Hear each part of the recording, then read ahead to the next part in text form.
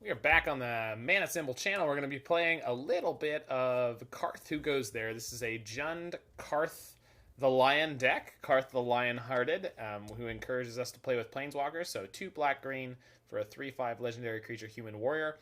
When it enters the battlefield or a planeswalker you control dies, look at the top 7 cards of your library. You may reveal a planeswalker card from among them, put it in your hand, the rest on the bottom of your library in a random order. Planeswalker's loyalty abilities you activate cost an additional +1 to activate. So, we are trying out a whole bunch of planeswalkers along with Carth. The number that you want to reach in terms of deck construction to be able to play Carth and consistently hit with him, I think, is 12 to 14, something in that realm. We're playing 19 in this deck. Now, a good number will be in your opening draw, and you'll draw over the course of the game. And that's to be expected, so as you go on through, you want to keep the hit rate consistently high. One of the amazing things about this deck is its potential to grind is almost limitless once you have resolved a Carth. And if you have a Carth in play, they want to kill your planeswalkers, but they also want to kill your Carth, because if they kill your planeswalker, you just get another one. We're playing mostly Jund colors here, splashing a little bit of white for Kaya. Mostly black-green, splashing a little bit of red for Wrenn and Six. So, Wrenn and Six just provides good recurring value. We did play this in a league once before already. I'm doing a run back for recording reasons for YouTube. One of the comments that I had on the previous league was that it felt like we really wish we had a spell that we could retrace with Wrenn and Six for advantage against decks that are not only creature focused. So Wrenn and Six retracing Fatal Push is great against Hammer Time, but not so great against a lot of other decks. I actually feel like I really want to make a little change to this deck and get some copies of Veil of Summer into the sideboard, but I feel like maybe this setup is reasonably where we want to be. Endurance is a bit interesting. I mean, I could see it being good against Dragon Rage Channeler decks where we can cast it. It's a 3/4 blocker and it wipes out their graveyard. So I like that card. Thoughtseize was important, and I can't blame the Thoughtseize for not being drawn yesterday when we sideboarded in. Some of our sideboard pieces are maybe a little unnecessary. I feel like Damping Sphere is just not really at the right place in this metagame, but we might just need it for certain combo matchups. Grafdigger's Cage and Tormod's Crypt kind of step on each other's toes a little bit there. Pithing Needle is pretty much always something you want to see. Liquimetal for sure. Ensnaring Bridge, yes. Wormcoil, yes. Possessed Portal is a kind of newcomer as a great prison piece out of the sideboard. Chalice of the Void gives you an out against Cascade decks as early as turn 2 with Arbor Elf plus Utopia Sprawl, so I don't actually feel as awkward about that as I would in a normal deck. But anyway, just food for thought. So into the league we go. We got some people showing up in the chat already. Hold on. We got Shana. We got RM Sade 82. Hi, I'm Troy McClure. You might remember me from such streams as When Twitch Goes Wrong 3, When Twitch Strikes Back, and The Twitchening. I love that.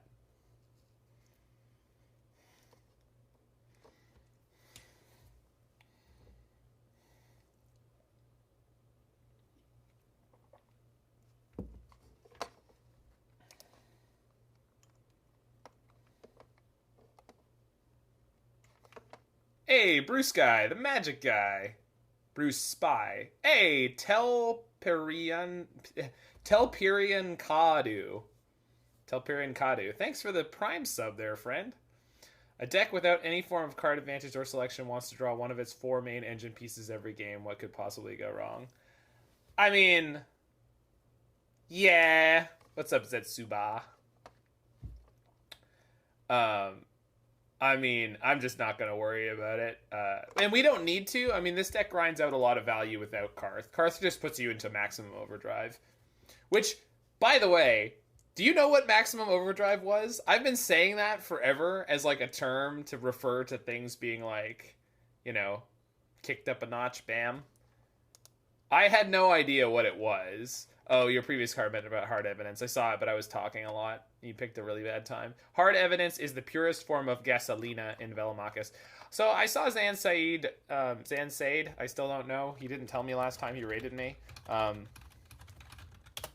right, we're going to keep this sketchy hand. We're going to resolve our Oath of Nissa properly. I saw the Hard Evidence in the build he was playing with one Velomachus, one main deck Emrakul, and there were no Savor the moments. So he's pushing it more in that like Jeskai turns from historic kind of sense. And that's not necessarily a bad thing, but I'm intrigued. You tried it today in a proper build with 8 turns. Yeah, I just don't think that like going that far down on turn spells in your main deck is where you want to be in Modern, because I don't know that you can actually keep up with a lot of the linear decks with what you're trying to do there. Okay, so we're going to turn 2 Wrenn and Six. We're actually going to pick up the land, even though pinging the Dragon's Rage Chandler is very tempting.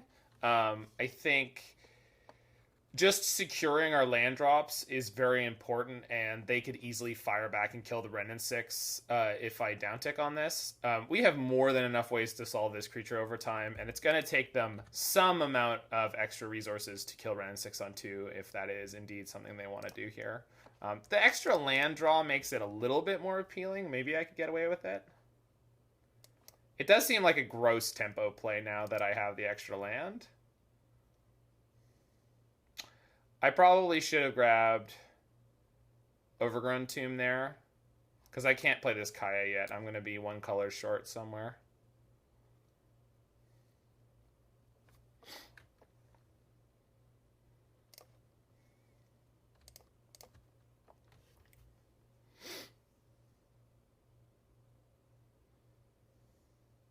Oh, I have an Oath. Thank you. I'm so bad. So bad at this game sometimes. I'm just not used to Oath today. Yesterday I had a couple of moments where I knew there was an Oath in play.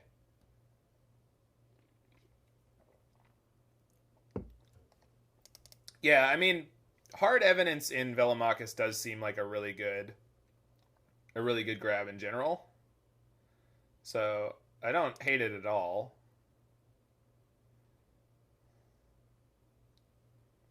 They're mutagenic growthing. Are they attacking me or Wrenn and Six? They're attacking Wrenn and Six for that. This is so good for us. Because now I just get to do this. So far, each of our planeswalkers is likely to be minimum a 2-for-1. So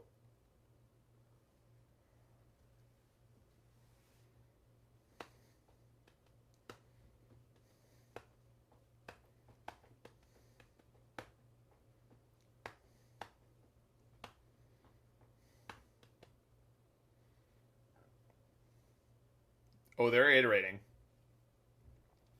They're pushing through those iterations. All right, we're getting there on the song request queue.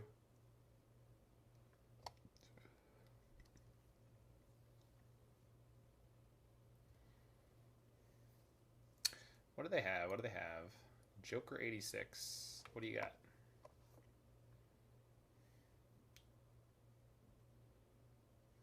Really? Delicious. Grist has friends. Grist is a friend. Thanks for the follow there, Max Geminiani? Geminani? Geminani? Gemini-Annie? Max Gemini-Annie. That's what I'm sticking with now, apparently. That's where we're at. Where it's at, I got 2 somethings and a microphone. Where it's at. Let's see. All right, so throw that on there. Put for black. Not that I need it, but it's like nice and clean. Hey, from Italy. I love that country. I mean, I've never been there, but back on the Velo Daddy train. Losing Remand really hurt. Yeah, I agree. Well, and I haven't cut Remand from my versions. I really should do a lot more work on Velomachus, but I think I'm afraid of trying to succeed, because what if I try my hardest and I don't succeed anyway? That said, I think what Zan has built is a really good deck, but I'm not convinced that it's actually a good, like, as good as the other versions of Velomachus. I do like Nahiri, though. I like that he's been hammering on Nahiri. I like that he's a big fan of Nahiri, because it has really impressed me. And I really liked Mr. Rabe with putting Teferi, Hero of Dominaria. Yeah, Remand is god-awful against the rest of the field. That's the thing, is, like, I know... Oh, no. Reflexive trick. Oh, good. They didn't. Okay. I was so the way this card works, you can actually, if you down tick this, your opponent can kill your one creature in response. Just play 20 Dragon Approach BB. I don't know what BB is. Bloodbraid? I don't know what the approach means there, though. Alright, we'll eat the one land out of the graveyard. They'll probably sack the Fiery Islet this turn, but...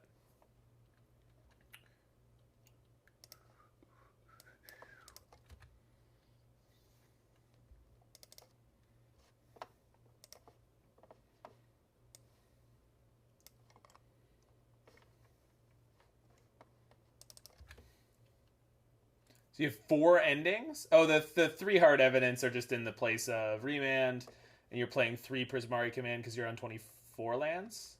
Yeah. Yeah.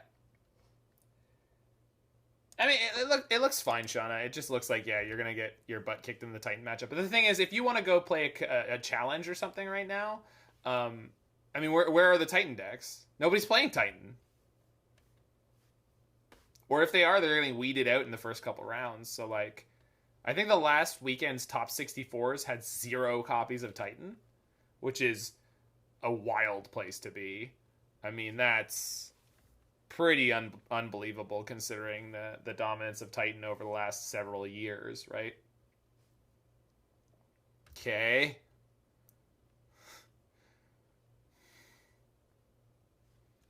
I don't love this song. This one, though.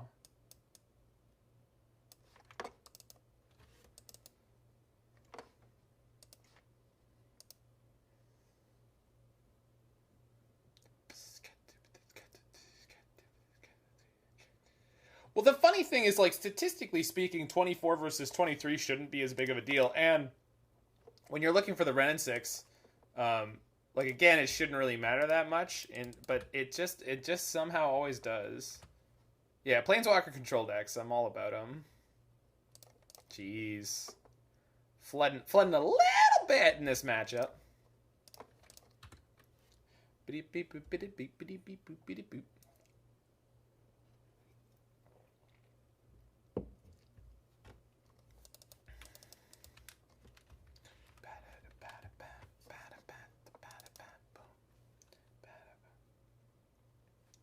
Yeah, like if you had a full playset of hard evidence, then you would have a little bit more card flow. Seasons past. So we can go infinite? I do like it. So I'm assuming they're going to go all in with like Lavadarts and etc. to try to kill my Grist here.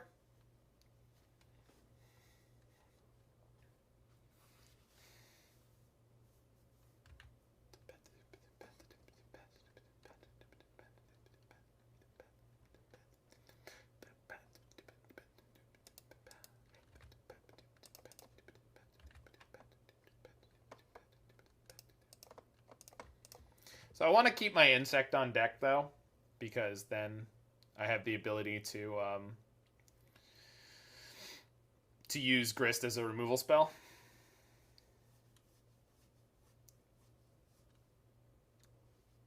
Yeah, the thing is, Shauna, like paper mobility is just much lower, right? So people just aren't going to be switching back and forth for whatever deck is correct on a given week in paper. The Magic Online economy is just a lot more fluid that way. Which, you know, has its pluses and minuses, you know? So, we continue to flood, but our opponent's down to 2 cards. Hopefully that means something. We may just get grounded into the dirt here if they have another, like, expressive iteration.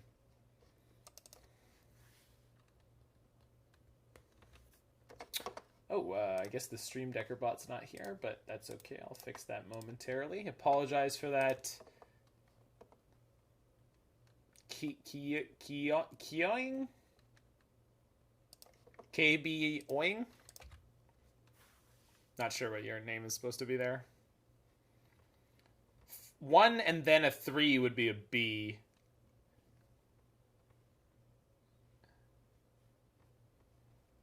K310NG. That's the best I got. Okay. At the moment, that's a very dead Stormwing. I'm assuming they have like Bolt Lavadart to take out my Grist. We are at a very healthy 20 life at the moment against this blue-red prowess deck, which feels kind of unreal. Top deck Carth. Okay, that is a K sound that was not the card I was expecting, but welcome. They have double removal, maybe? Nope. Man, I wonder if they just don't know. Because I didn't think about it until this league that you can get got with a Grist. So I have 4 mana and play now. I honestly think I'm just going to grab Wormcoil here, because if my Karn eats it this turn, I just get to play Wormcoil next turn. Well, the next deck we're playing is playing Time Raveler. I wouldn't do that in a deck that couldn't support it off the mana, but I do agree with you that you kind of have freebies that really push it to a place where it's like fairly easy. Yeah, have you seen the deck we're playing next?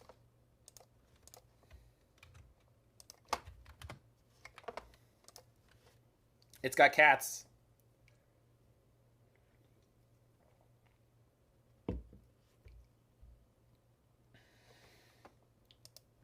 Well, you're just a psycho, Larynx. You're my favorite psycho, but you're a psycho. So, when do we feed the Wormcoil to Grist? Any Wormcoil feeders in chat? Anyone? All you're saying is that you're not alone in being a psycho, which I respect. I mean, psychopathy can be lonely. Psychopathy is like one of those words where, oh sure. You know, if you wanted to make sure I didn't get a Karn activation, you probably should have done that before I took my turn. Like, I don't understand that sequence. But whatever. I have a Wormcoil. Go.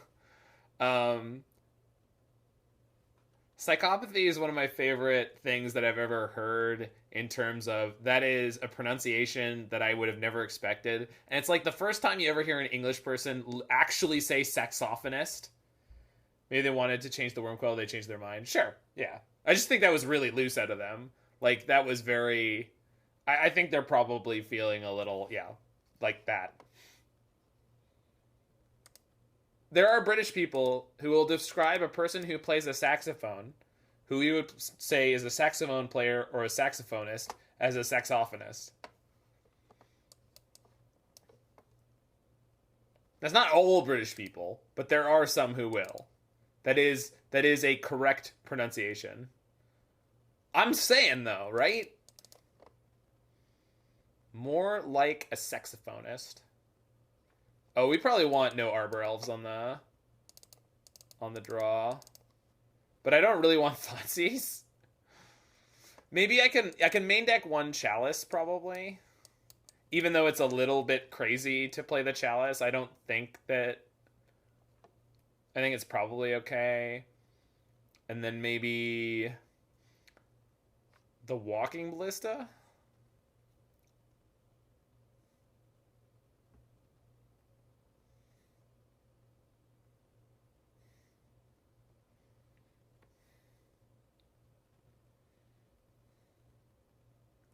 Yeah, Endurance is pretty good in the meta, for sure. I think just keep one Arbor Elf, I guess.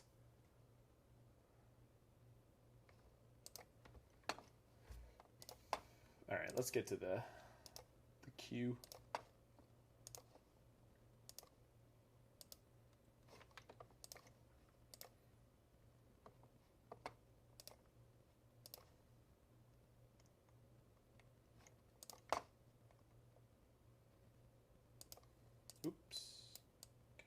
do that so I can do this.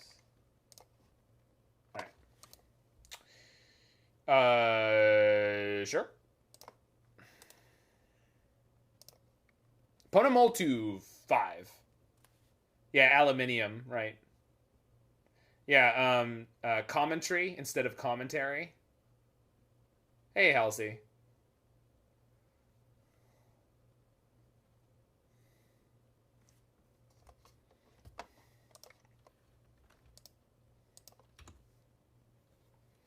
Yeah, commentary instead of commentary, aluminium instead of aluminum. There's a few more of them, but commentary is one of my favorite ones. I don't know why. It just hits right. Got out super early. Nice. 4-day weekend. Homer, the plant called. They said if you don't come in tomorrow, don't bother coming in on Monday. Woohoo! 4-day weekend.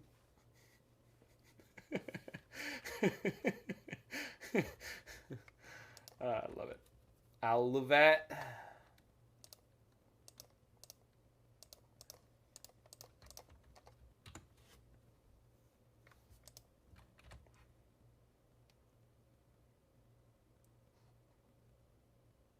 Yeah, right.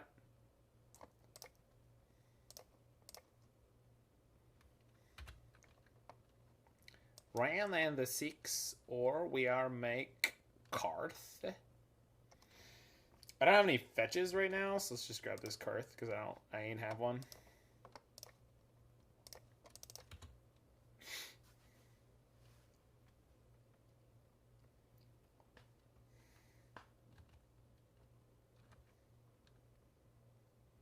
Yeah. I've been there. It's great. I love working with your manager and having like an actual good, like, respectful relationship with them, and like they know you don't slack. So like there's times where they're just like, all right, we're done. It's like, isn't there more stuff we could do? Yeah, there's more stuff we could do. Opponent played Scalding Tarn and then exiled Mountain. I don't think that's where they wanted to be.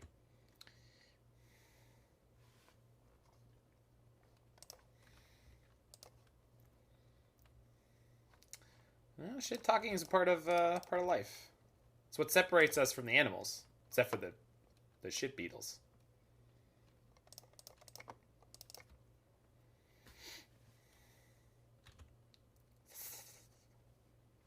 See, if I had a sweet, creepy insect sound effect, I could use it there for Grist as well. We'll get one. I just didn't find one that I was happy enough yet. Actually, you could just get like a nondescript like horror scuttling for Grist, but Obosh needs like the wheezy scream, the wheezy insect scream. Maybe I should just record it myself. Just like off stream at some point, just wheeze into the microphone for a while and then throw some production effects on it. Stuff like that. Just some good solid nightmare fuel for everyone.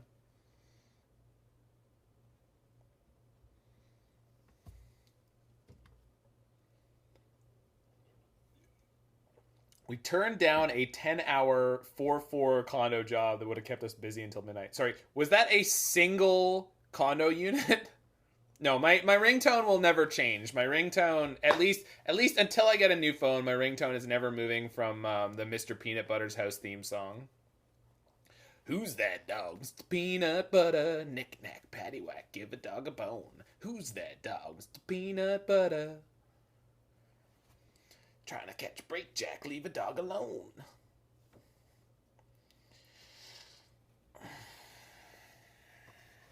Right, so let's try to oath into a land here. Just to be a little greedy.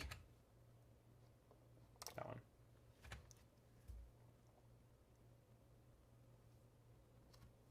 one. Come on, man. Ladies. Why you gotta be like that? Alright. Well, it's not good.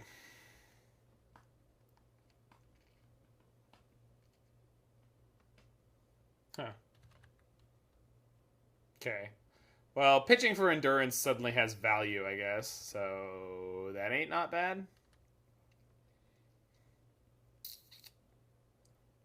Rip. Not yet, but it's looking poor. I mean, so let's imagine the top card of their deck isn't a spell. Let's imagine it's a creature, right? Flashing in endurance here means I block and kill Stormwing, and the Dragon Rage hits me for 1. Now, it's most likely not 1, so I can go Liliana, uptick on Dragon's Rage Channeler, pitch for endurance here. And the next turn, Liliana to Edict them, but then I still have to deal with another creature. I think it's a little too late to do anything much. I think I just have to hardcast the endurance to just see what they pick up off the top. They did scry double top, so I'm assuming it's either another spell or hopefully like a Swift Spear, because they're worried about getting ground out. It's a Mishra's Bauble. Okay, that's okay, because at least I know what I'm dealing with here. So we get to go endurance, take 1 off the Channeler, and block and kill Soulscar Mage. I take 4 in the air, but then I'm in a pretty good spot. So we ain't out of this yet.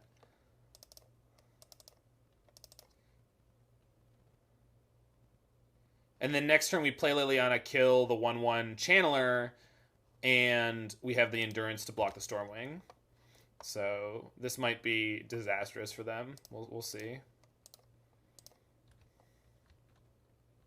Yes, I would like my priority, please. Thank you. If you're just done using all the priority there, opponent.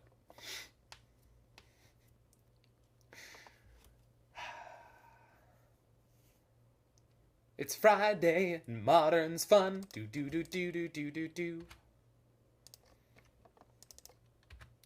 Modern Monday fell upon. Tuesday numbers broke my heart of Thursday. I don't have more. What is this fun you speak of? It's Friday, oh no's? I love Friday. It's Friday and I'm in love. I don't know if the woman I'm in love with loves me back, but that's okay. I don't need her to. I'll be okay.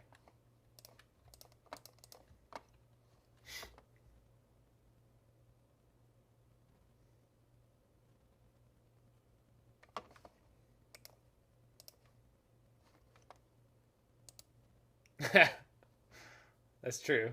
Saturday. No way. Nice top deck, nerd. Oh, wait. I don't need to do this. Because if they flip the Channeler... Wait, they can't flip the Channeler. Oh, they could flip the Channeler.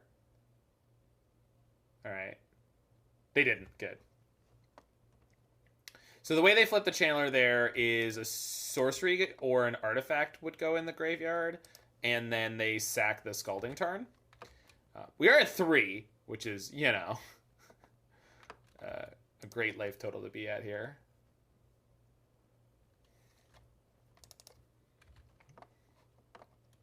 But we're still up a game, so there's plenty of ways we live through this. If we make it 1 more turn, we're really in a good spot. She packed my bags.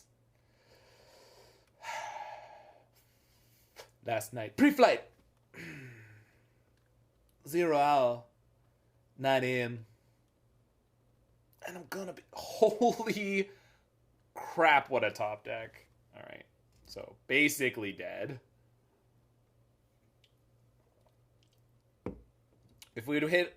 I think we stumbled on land one turn, and we would have been okay otherwise. But it's okay. This is just prowess doing prowess things. It seems like they got a bad stack, though. Although this opponent has been a little bit deliberate, so maybe not. Bloodstained Mire into exile. Sure, they got their land drop. Yes, and... They don't need the mana, do they? What did you find? Sprite Dragon? Goes to combat. Okay. I feel like the Liliana in my hand is known information.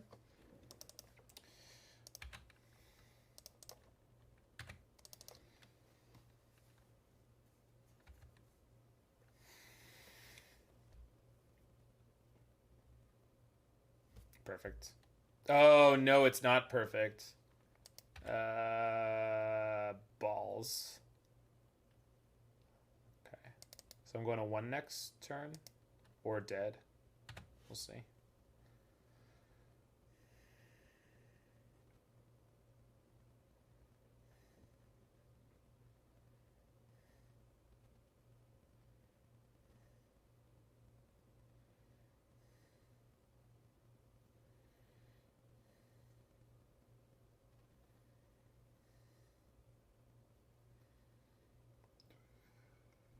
Bring back endurance. Yeah. And then try to block the Stormwing and make the Channeler a 1/1.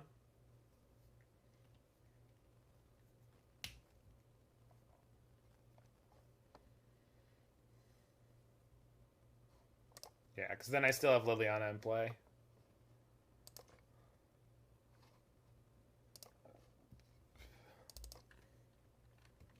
One more mana would make all the difference, but it's fine.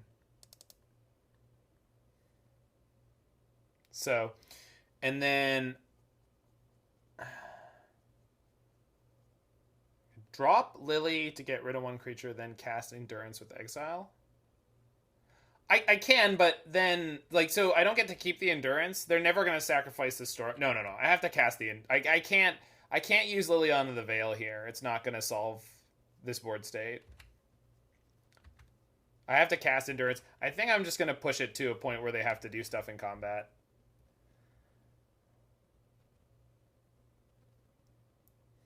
Because this has to attack. Forcing this to attack seems good if they didn't draw a spell.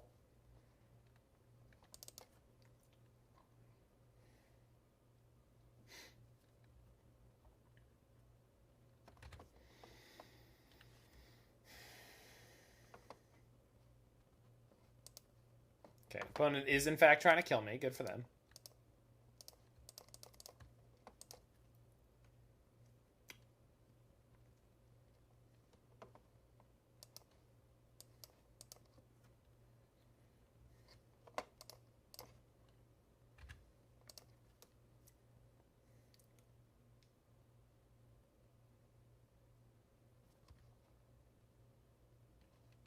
Alright, so should have done it at sorcery speed. That's on me. I didn't think of that interaction at all.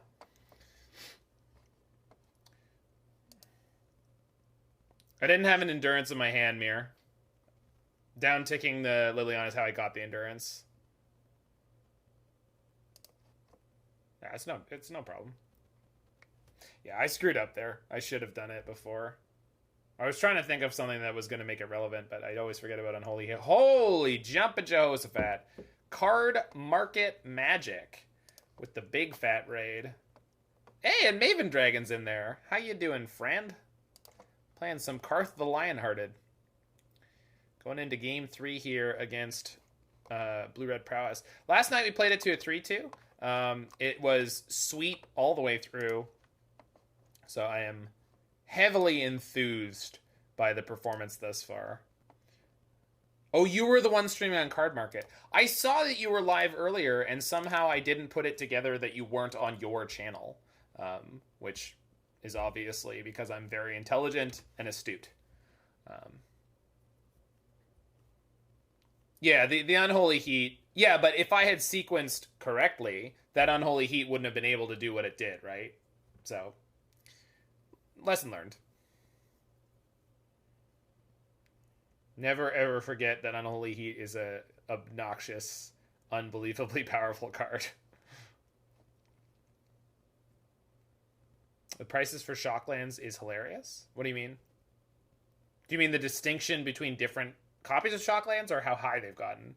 Last time I saw a Breeding Pool, it was like $28,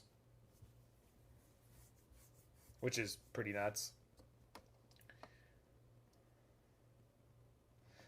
The Canadian place that I buy cards from, facetoface.com, which is phenomenal. They're super cheap? What?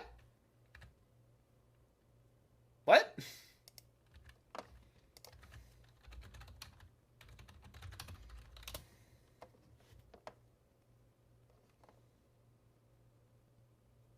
Oh, on Magic Online. Yeah, well, and MTGO, they're cheap. Yeah. You should see dual lands. Oh, I drew Oath this turn. Well, the Chalice is more valuable anyway.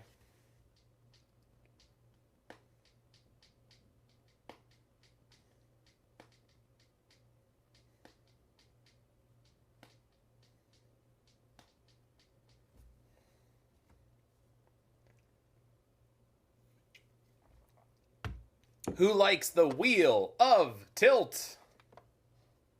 Are we trying to flip their Chandler? That's cute.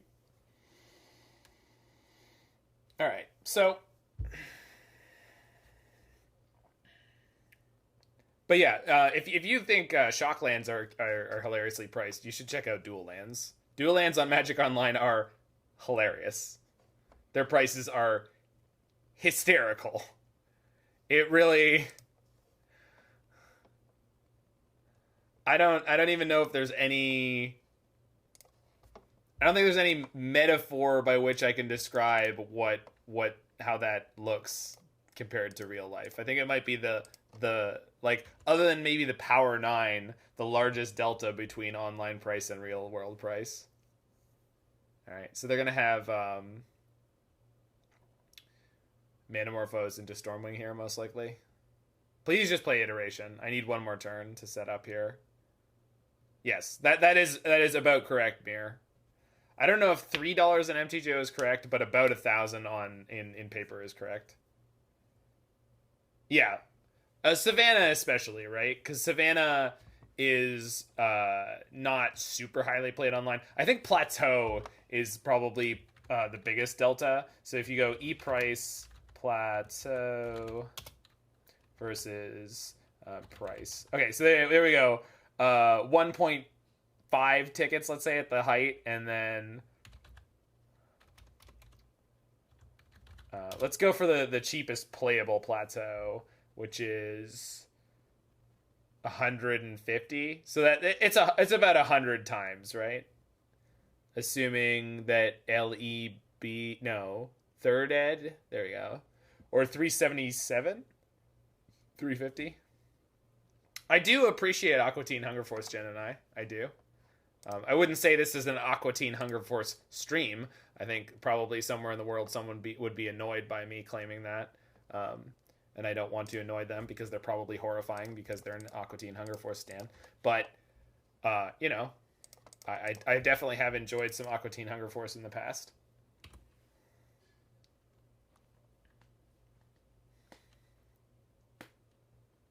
Yeah, I mean, all of the emotes are Simpsons themed. The follow alerts are Simpsons themed. So I think I think that's definitely a lot closer to where we're at. Manamorphose. Lisa needs braces.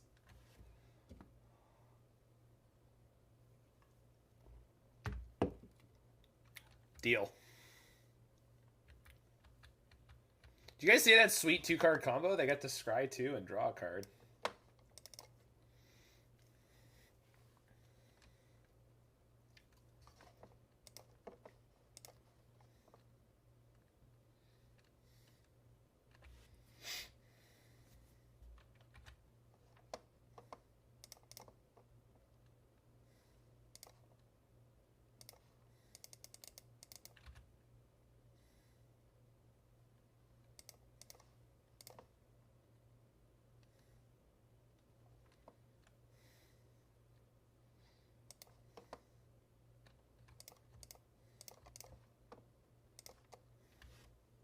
Would I fight a mongoose for $7? I mean, how big's the mongoose? Is this like a champion mongoose? Is this one of the fighting mongoose?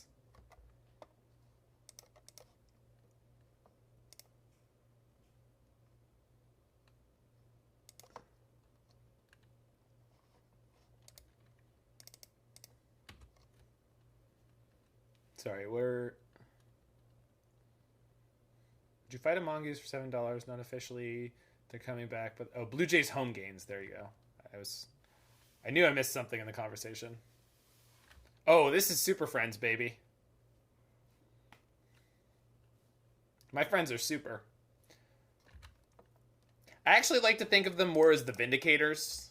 We've got 1 million ants hanging out over here.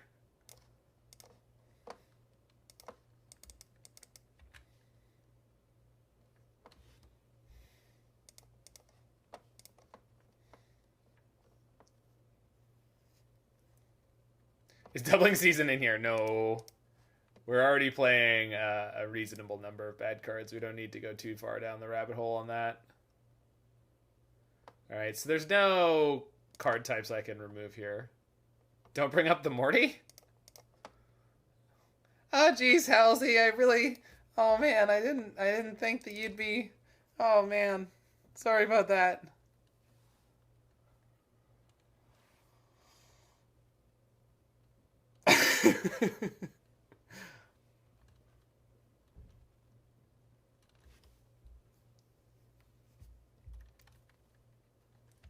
They're playing another Stormwing?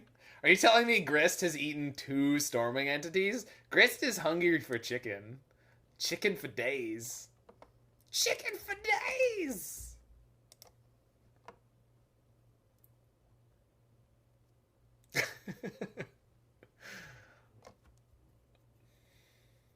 Chicken for days. Chicken for days.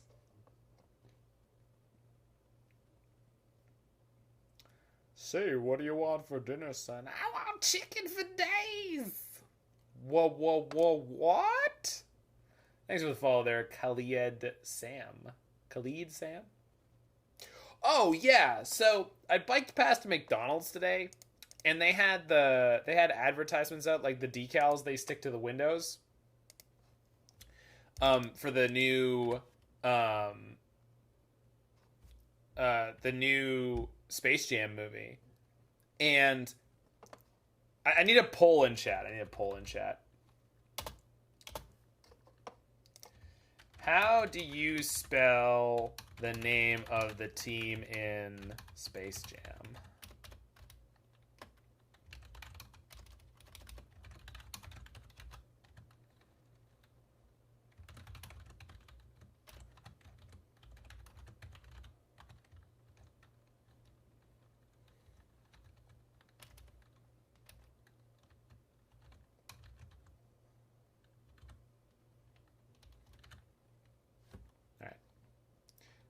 One vote each. How do you spell the name of the Bugs Bunny team, the protagonist team in Space? Well, it's on their jerseys, so yes. Yes, there's a definitive spelling. It's on their freaking jerseys. Like, or I don't know what you call the basketball uniform. But like sports teams wear the name of the team written on something they wear normally. So the question is, how do you spell the name of the team that the Looney Tunes characters are on?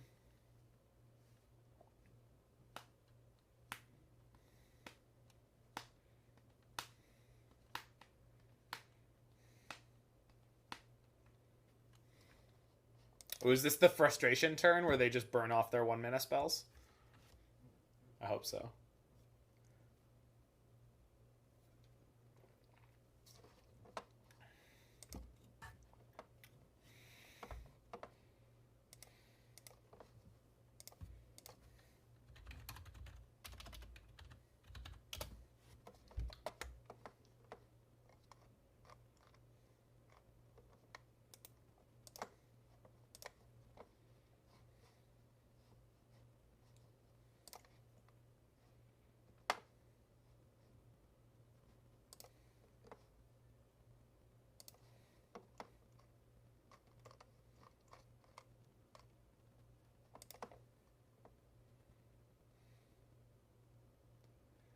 No, I'm asking because I want to know how many people... I want to know... I'll tell you why I'm asking once it's over.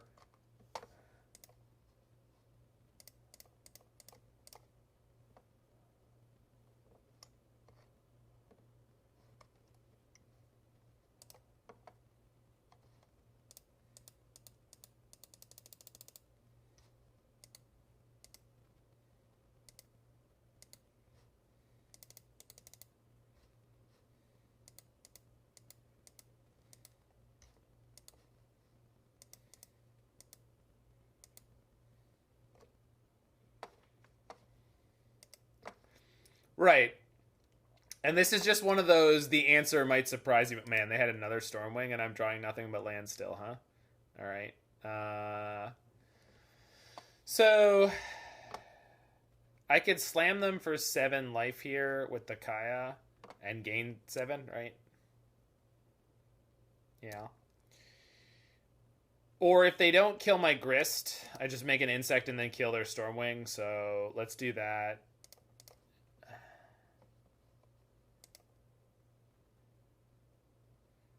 Play Oath to try to get a Grist to kill the flying thing, right? Well, I can't play... I mean, I can play the Oath. I've been able to play the Oath for a million turns, but... there's a Chalice. Yeah. What I'm going to do is assume that they're going to have to make a difficult choice between dinging my Kaya, which is not super valuable to them, or killing the Grist, because the Grist will kill the Stormwing. And Stormwing is probably the only threat they can play at this point. And we could draw Liliana the Veil to kill this right now. If they kill the Grist, I can draw Liliana the Last Hope to kill it. So 4-mana Vraska. I've played 4-mana Vraska in the sideboard or in the main decks of this deck, and I would love to play one in this one. It's probably quite a good play. I think the original Space Jam holds up pretty okay. It's fine. It's not great, but it's fine. Yeah, so we're almost done with the poll. Brian, get up in on this poll.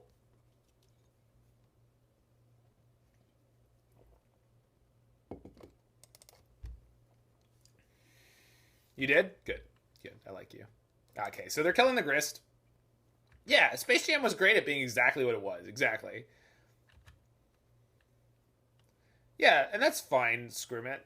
I mean, my definition of like playable for Modern is a much lower benchmark than most people. How many cards are exiled? 9. So I might just pop them with Kaya here. We can't just kill them. We can hit them for 9 and then ping them with Wrenn and Six, and then they're at 1. Actual, factual 1. So, and they don't have life gain in their deck. So, oh, we can kill them. Never mind. We can kill them. We're just gonna kill them. Never mind. I have an insect that can attack.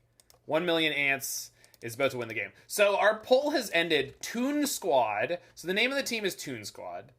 TOON won at 69% of the vote. 9 out of the 13 people who voted in our poll. And I was, Larynx, I was wrong.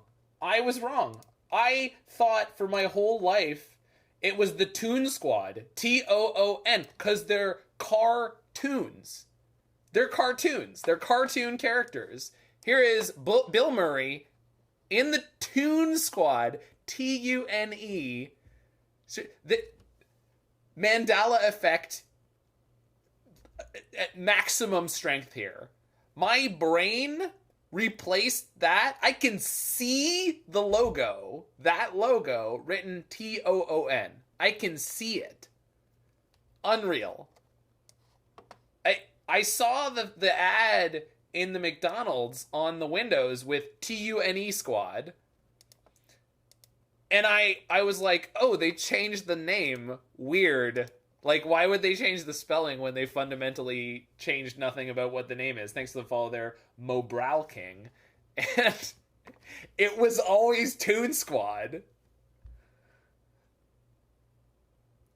It is Berenstein Bears, right? Not Bernstein. It's the Berenstein Bears. It wasn't a big thing for me growing up, so when this came up as a thing in the media, a couple Berenstain, Jesus, Berenstain. I just thought the bears were Jewish. Not that I have a problem with that. I just thought it was a nice family of Jewish bears down the street.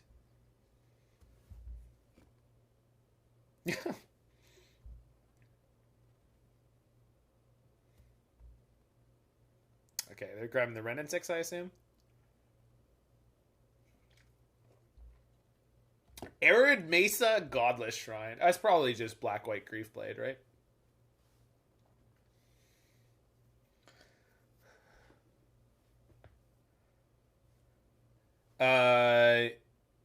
Oceana Yeah, Eurasia might be one of them, and there's a third one. Yeah. I not only is it, well, it's not just that it's so Tartan Scarf. I don't know if the book is overrated by people who have actually read it. Because when I actually got around to reading 1984 in my like university years, which for me was like my mid-20s, I read it and I was like, the majority of this book is the parts that nobody ever talks about. There's so much in that book that nobody ever talks about. Like, the bulk of the story, it just, I've never heard anyone mention, like, the bulk of what actually occurs in that book. It basically, people just talk about the world that 1984 described. Because it doesn't fit in the Spark Notes, I guess. Alright, Spyro. Spyro's a little annoying for our hand. Let's see how many tokens they make. Just one? Alright, that's okay. Yeah, the world, and like, for its time, I'm sure the world building was excellent and unique. You know what I mean? But, oh, I should have gone fetch push. Now I have to go fetch shock push. That's probably alright.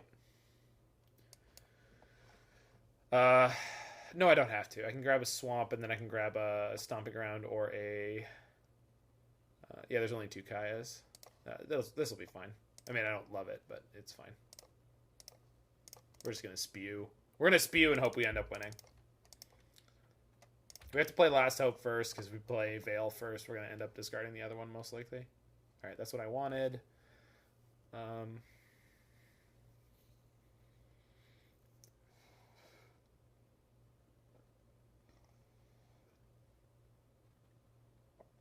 Sure.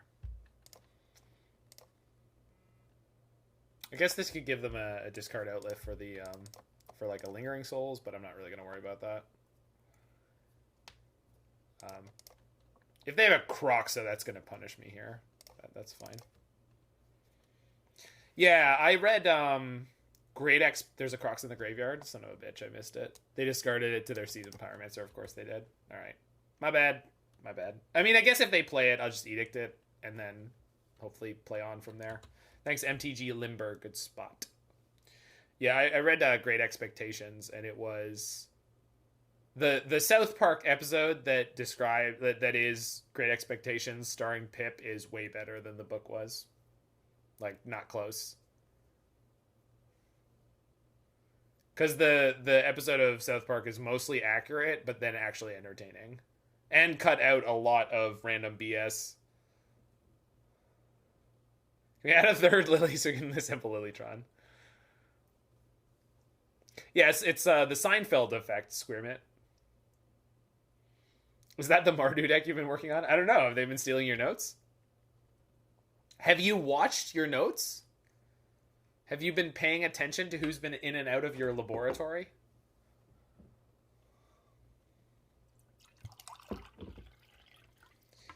I never paid attention to who went in and out of my laboratory.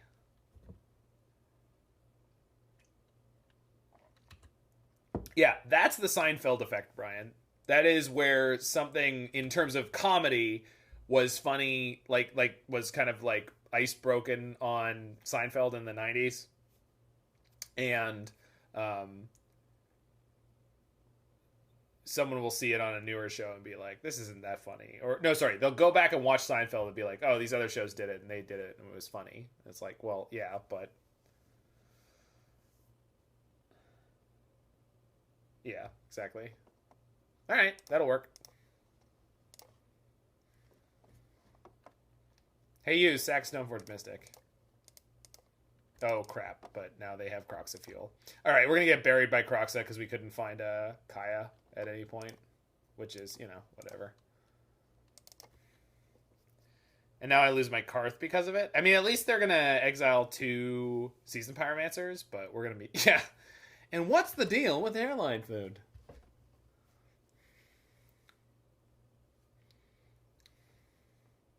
Actually, if you're in first class, it's pretty damn good.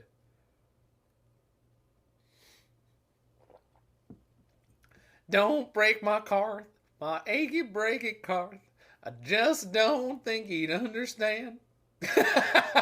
That That is a really good early Family Guy joke, Jen and I. Like, absolute top quality. It really... Oh, well, we're just dead to Croxa, and they've got 3 cards in hand and 5 lands. They crushed us on value that game.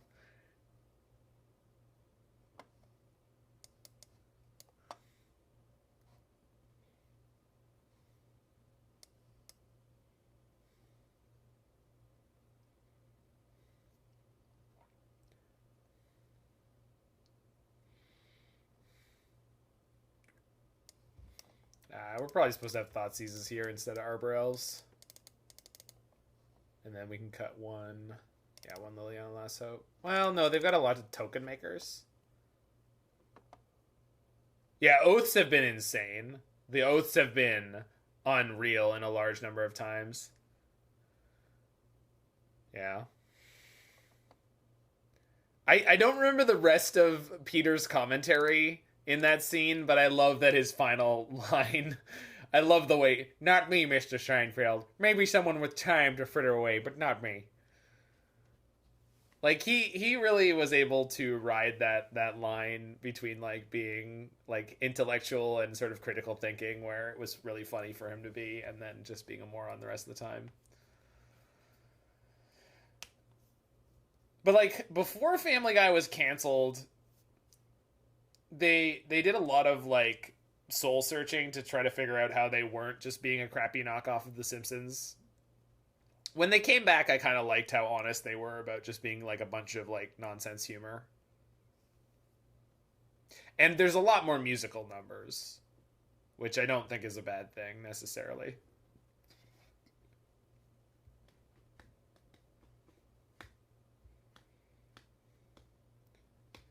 And there's another perfect example. The Simpsons, for many people, is a show that, first of all, when I say The Simpsons, I mean The Simpsons before it went to hell in about season 11 or 12. So those first 10 seasons of The Simpsons were like a big deal because they were the sort of first dysfunctional family comedy, and it set a tone for like what cartoon comedies about a family would look like. And so I'm sure there's a lot of people who go back and watch those first 10 seasons of The Simpsons and they're like, every other show has done it better. And it's like, well, they've done it differently and they've done it more extreme, but this was groundbreaking at the time. When they did the Streetcar Named Marge episode, they had to apologize for the defaming New Orleans. Not so much they had to. I mean, I think they did. Okay, there we go. 90s were weird. Yeah, a little bit. I think I'm bottoming Fatal Push. No, that seems like suicide. I gotta bottom Karn or Carth. I guess Karn.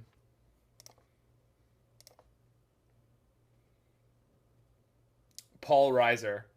That's fair. Not me, Mr. Reiser.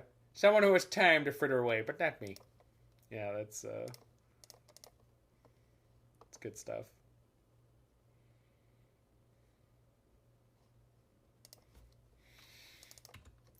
Bless you, Alex. I think this was an Alex ad.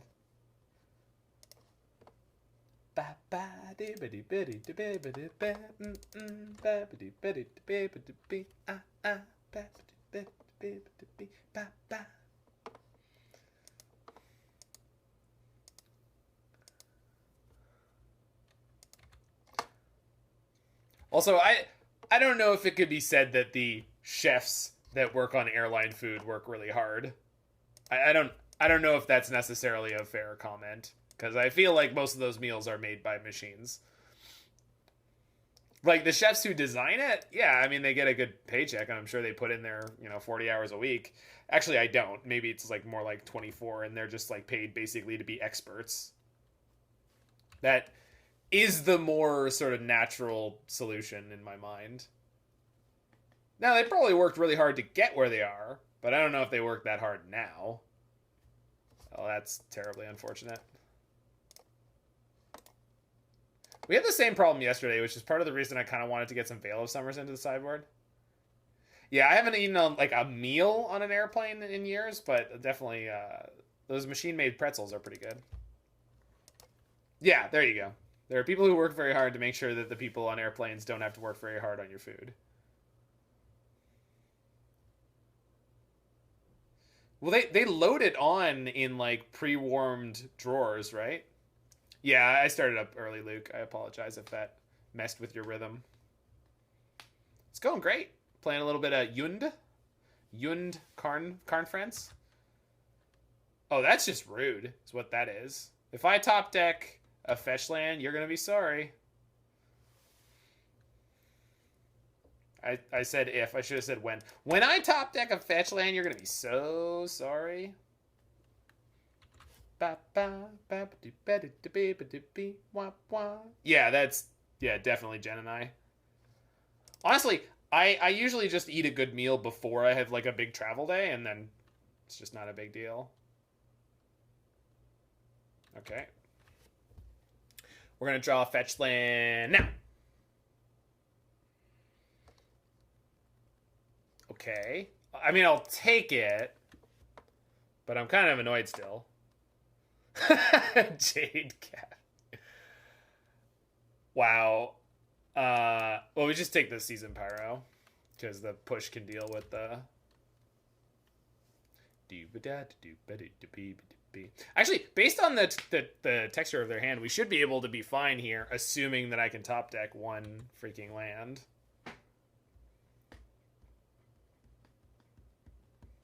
Cat. Never mind. I was hopeful. There was hope, but man, and it feels like with this deck we keep getting totally slammed by discard decks, and we really shouldn't. Like, maybe the mana base in this deck is a little too ambitious. All right, fine. I don't care anymore. Thoughts on this Carth version? All right, let me take a look at it. I just need to kick the client anyway, so I don't mind scooping that one up. If anyone is assaulted by my lack of commitment to competitive integrity there, I apologize, but this is just a league and I'm trying to have fun here, and that was just pointless. That was not. All right. Carth's Vow. Well, and like we saw the other game, right? I drew nothing but lands, and then that game couldn't hit a third land. So it's like, that's just magic. Vraska the Unseen? I would never play this card. Vraska Relic Seeker, yes. That card is great. That card is worth way more than 1 mana more than this one. This card is like pretty garbage tier. This one is insane. Yeah. I mean, I'm okay with these two more expensive walkers, although rather than Dreadhorde General, like if you can swing, yeah, you're already swinging some red here. I would rather play Awakened Inferno because it's also a board wipe and it's uncounterable. This is definitely not necessary, right? Because oh, hold on, what? Oh, if I'm spending 5 mana, I'm playing Doubling Season. I guess so. It's for the ramp for Vow? Oh.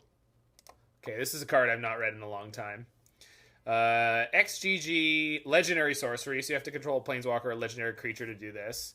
Look at the top X cards of your library. You may put any number of land and or legendary permanent cards with convert. I see. So you have a reason for it.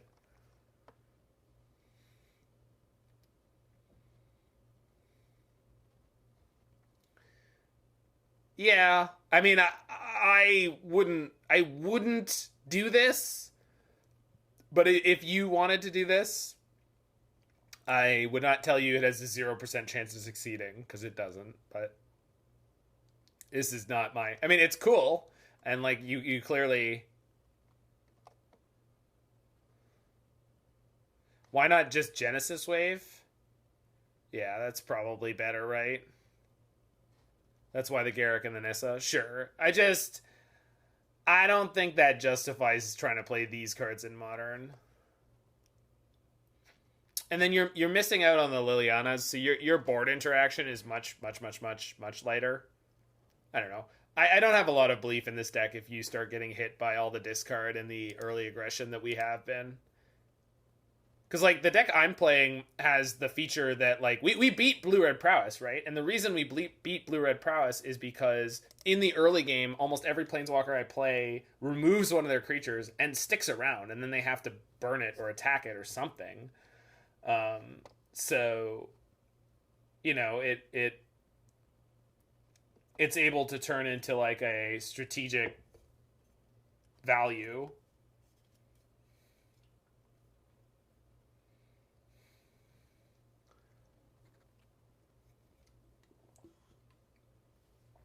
Or, I guess, resource value.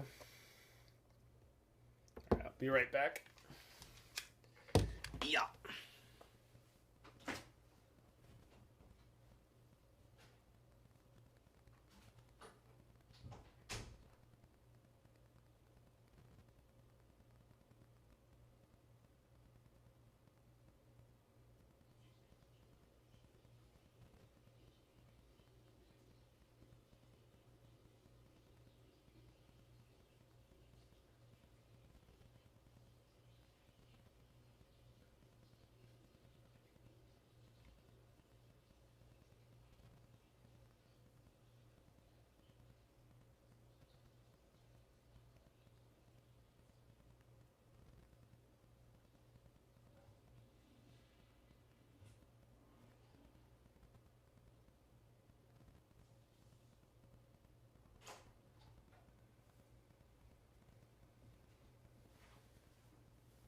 Still queued. Gotta promise not to stop when I say when. I mean, I've heard someone say that to me before, and it's hard to promise that. It's just hard, Chase. It's hard.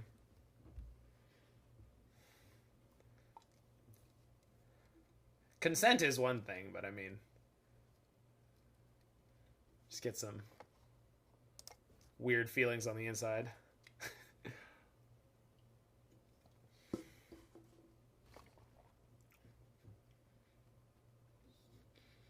Hope you're doing great, Chase.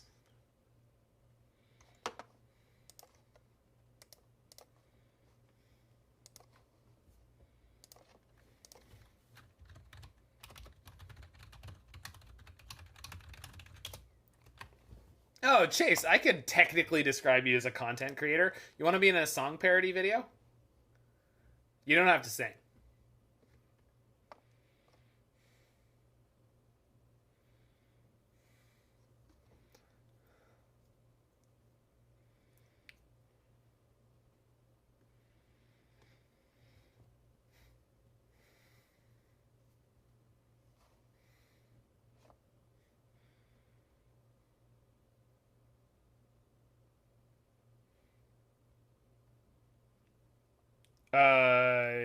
Vraska 5 for a couple lilies. I think the green black mana. Well, sorry, you said Cradle? Oh, do you mean Yavimaya? I don't think you should. It's a parody of. It's a parody of. We Didn't Start the Fire.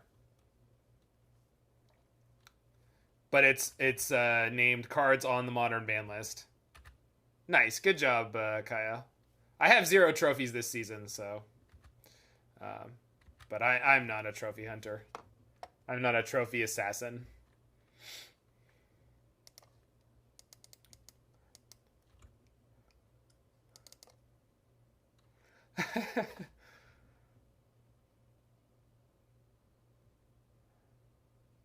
If I was just grinding the Velodmachus deck, I think I could probably have 4 or 5 by now.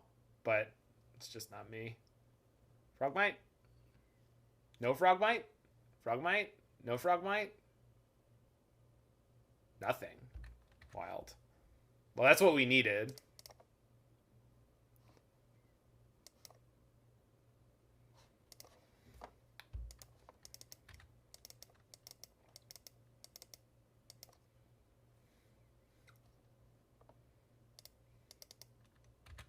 No. Hey, Yavimaya. That'd be funny. No. We Didn't Start the Fire by Billy Joel. Yikes.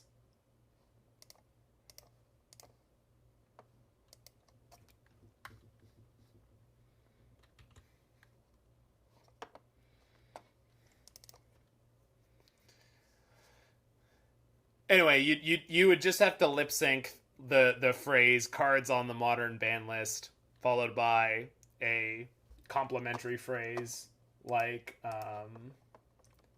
"Don't know how they got there, but we know they're unfair." And then if you jig around, it would work. You don't have to. You could just like deadpan into the camera. Oh, I mean, it's fine. It's just like you're saying that as if you would be taking up a spot, which I don't know that you would be yet. And there's plenty of room for people as far as I've written it out so far. I'm just saying if you want in, you're in because you're awesome. Because I like you as a human. I like you as a content producer, etc. Can you be in it? Well, I don't know who you are, Jen and I, other than a wonderful member of my chat. So, maybe? I'll warn you, I'm a diva. Ooh. 2 trailers? Just a diva? You want 2 trailers, man? Karen? I think that might be good in this matchup. Anyone think that I should have taken the Liliana the Last Hope that I already have a copy of in my hand instead? Any Liliana stands in chat? Listen, we already got a Kaya in play, and we've got a Kaya in the chat, so we don't need no extra Liliana. Karen's gonna get in here. Gonna bring her bob and her really heavy pocketbook.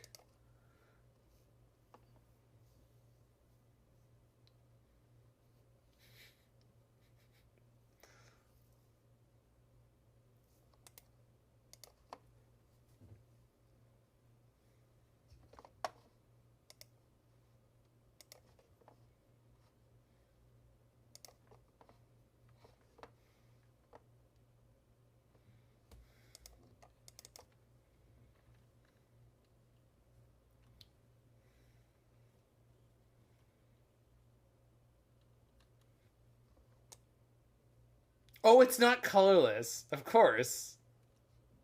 Huh. Why did I hit the bauble? I just wanted to reduce their artifact count, Smoochiolo, and insofar as that turn, they hadn't cast any creatures. So, I was assuming they were holding something like Thought Monitor that was choked in their hand.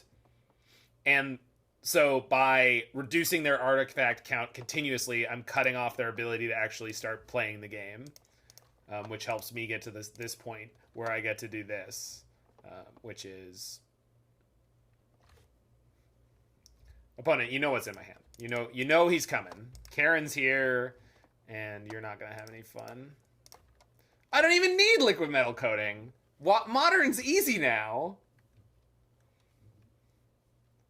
Why doesn't everyone play artifact lands so I can do this? ETB tapped artifact lands.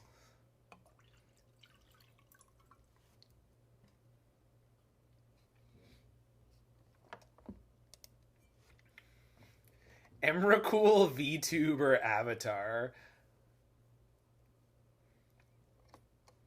It is pretty amazing to me that like the VTubers are able to. I mean, I would be surprised if that was possible in a way that actually looked good, though, right? Because I feel like the people who are designing the VTube avatars, like, they can't be designing everything. Like, I just feel like the things like tentacles and etc. are just not going to work that well. Oops. Well, I could do this. So remove that. Remove that. I don't. Yeah, okay. There we go.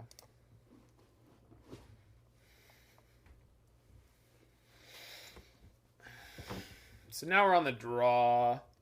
Feels like our deck is reasonably well set up here. I mean, Liliana the Last Hope is probably going to be less than great. Endurance isn't going to be particularly good, though.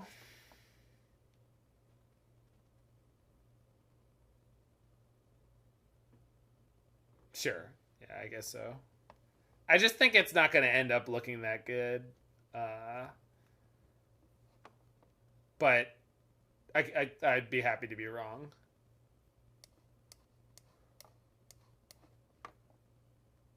Just sounds like a big ask.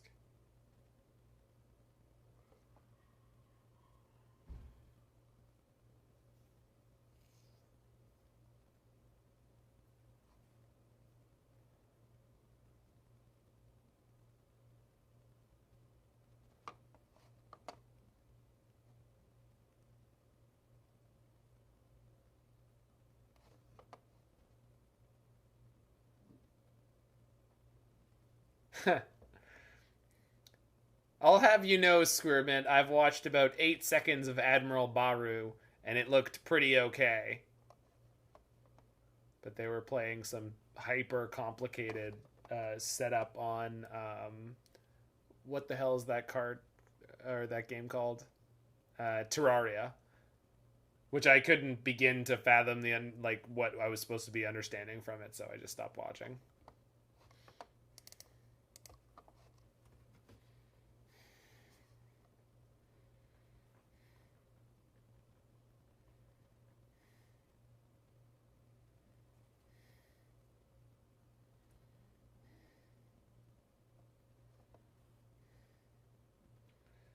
Yeah, I've done that before, Spear Dust. That's definitely a line you can take. So if someone kills your one of artifact, you can exile it and then use Karn to wish for it. Also, if people say Force of Negation your Mycosynth Lattice, my teammate did that in... my teammate didn't know he could do it. We were playing a Team Trios event at SCG Columbus. And I just remember I leaned over to him after they Force of Negation. I leaned over to him like, so next turn you're gonna wish again for that with your Karn and then recast the Mycosynth Lattice, right? And he was like, wait, what? I was like, read your cards.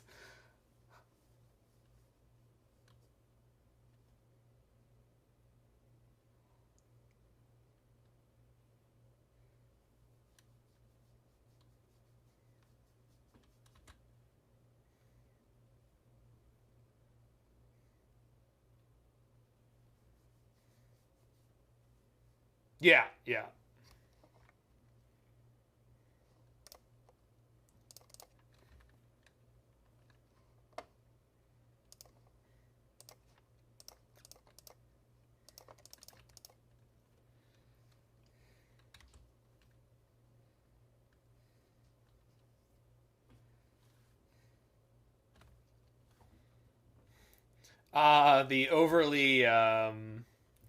The overly musical theatered version of a pop song. You always love to hear it.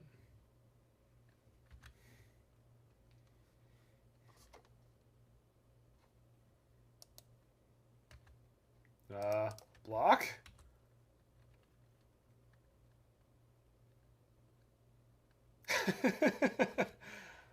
That was the nice thing about, hey, it's Arkin. That was the nice thing about our team, Chase, is that I always played Pioneer or Standard. And the Modern player and I both knew Modern, but I also knew well enough not to comment on his games if I wasn't actually paying enough attention to know everything that had been going on, because it's actually very difficult to come into the middle of a game and make good commentary, in my opinion. And then neither of us knew anything about Legacy, so it was like with our Legacy players, like, so how'd your round go? And they describe some stuff, and we're like, and that's good, right? All of those things you described are good.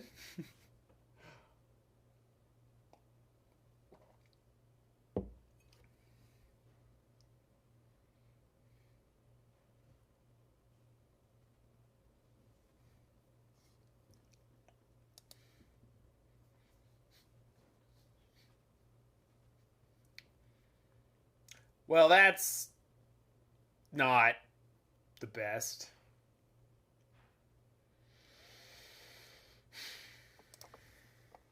So how's this going to play out? So I I don't know, Jen and I don't know.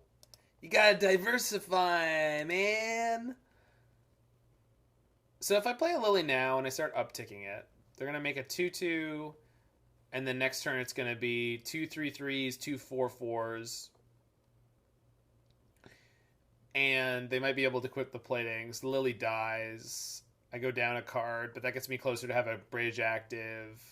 But then they probably just kill me. Yeah, that's the smart response, Chase. Because if people on your team are already not playing optimally, being, critical about it usually is not going to help. They're going to get self-conscious and then do even worse. And I'm sure there's people around who would disagree with me, but I've just seen enough times. I firmly believe that performance psychology is something that the Magic community just doesn't talk about at all. Which is fine. I get it. Like, it's something that, I don't know, it's a lot of smart people, and maybe some of them don't experience it. Yeah, don't be the Twitch chat on your team. Captain Hindsight. Hero of the modern age. No, exactly, right? And that's part of how you got so good, Chase. Longevity. I mean, and then if you're having fun, you tend to be more engaged.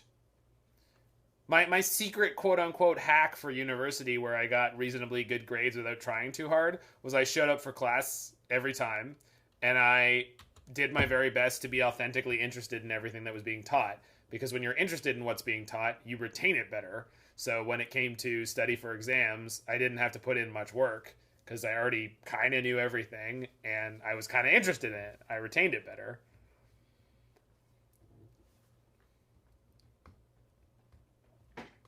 So whether it was music theory or music history or whatever, pays to be interested.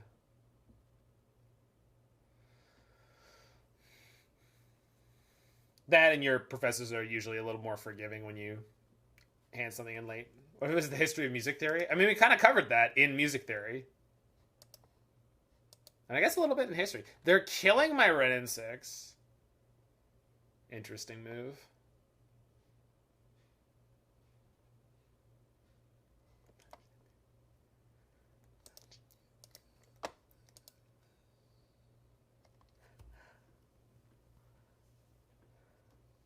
What was the theory of the history of music theory? Well, I'd just be lost there.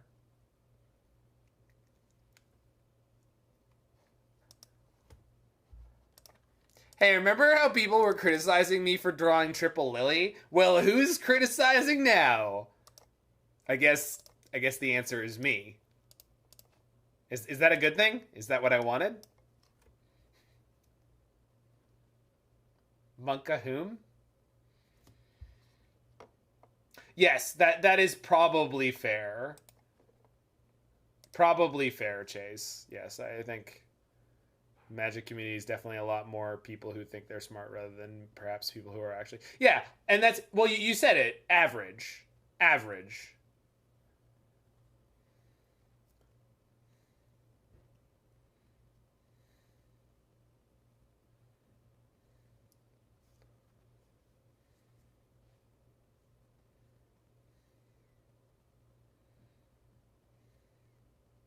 More intelligent on average, but not smarter. That's quite possibly correct.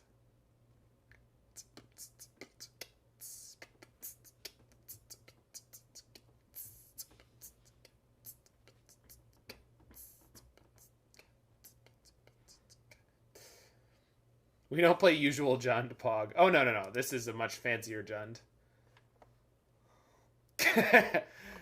Hey, I may be an idiot, but I'm not a moron, all right? So if I play Karn, I have to go straight for bridge, but then we have the fatal push to keep ourselves alive and deploy the bridge, and I think the bridge is probably a lockout, as long as I can get my hand empty.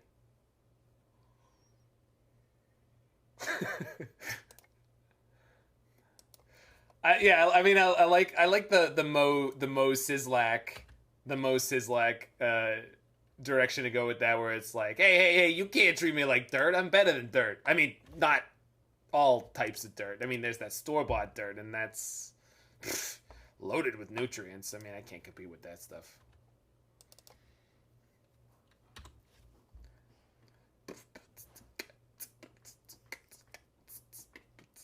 I also love your comment, Jen and I.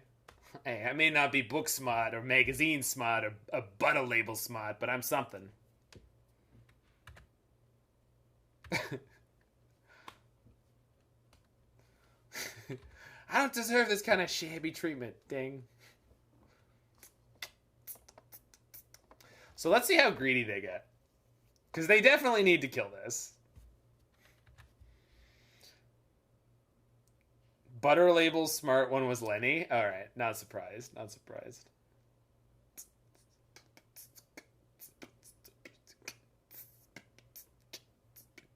Any Zoomers in chat know how regeneration works? Zoomers, sound off. There's three major things that regeneration will do to a permanent that regenerates.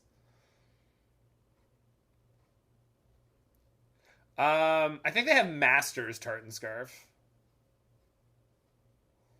But not Old Homa. So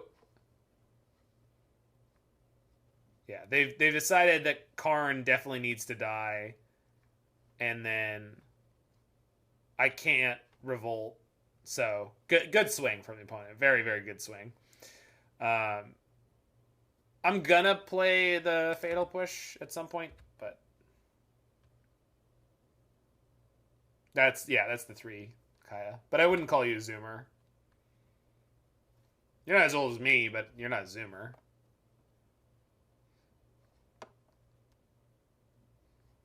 Well, stopping the destroy effect is what triggers the regeneration, so I wouldn't. Yeah, I know, Kaya. Basically a child. Just because you're full of wonderment doesn't mean you're not an old fuddy-duddy. So they can instant speed equip the plating, which probably won't kill me. Yeah, well, okay. If you want to include removing the regeneration shield or stopping the destroy effect and or damage from killing it, then like, sure. But the point is, if there's a destroy effect, it removes the damage anyway. And if it's dying from damage, it would still prevent a destroy effect that happened at the same time, assuming that there was something that happened that caused both lethal damage and a destroy effect.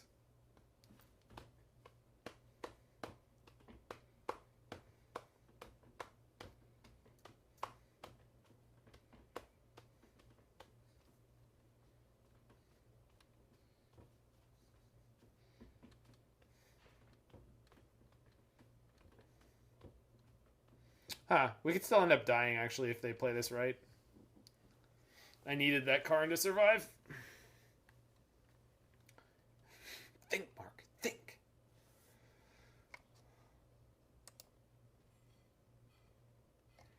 Didn't make a construct.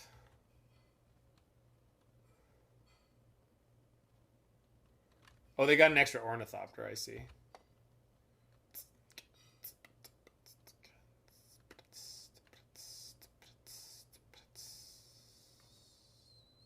Yep. Alright, we're officially in trouble. I think top deck Karn is the only out. No, we die then, right? Alright, just dead.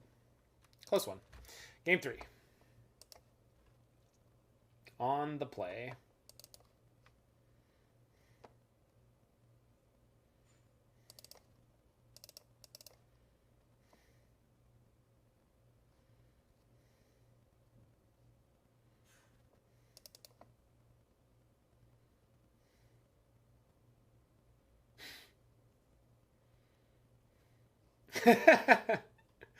That is correct.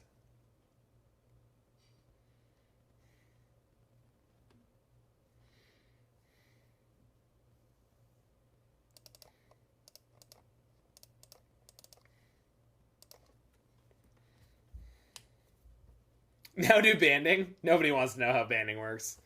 And if nobody wants to know how banding works, you can bet nobody wants to know how bands with other works. Bands with other is... Yikes.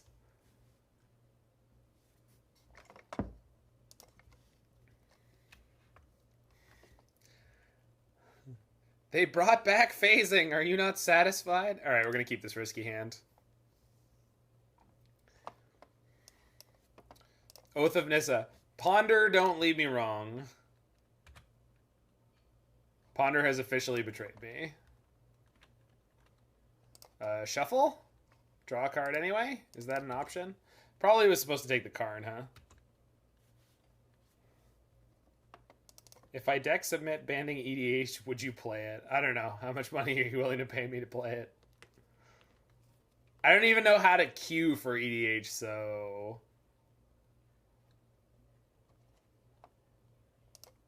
Literally don't even know how to try to find a match of EDH.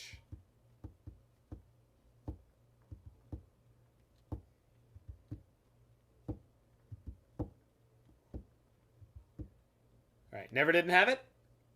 Ooh. Not what I was looking for. Alright. Oh, wait. It what? I keep getting screwed up by Oath. I'm too inundated in playing decks that actually have to care about their colors. God, and it was all fetch lands on top. Man. If we lose this game, because yes, it has... I'm aware. This has been the second time today where I've done that. And I won't do it anymore again in this game, but it's too late now. So if they are able to start vomiting because of the one affinity count, we'll die. It's okay. They would still be where they are now, but they'd be down 1 extra mana. But if they tap the... Well, they could tap the Frogmite. Yep. Big punt. Big punt has officially been relevant.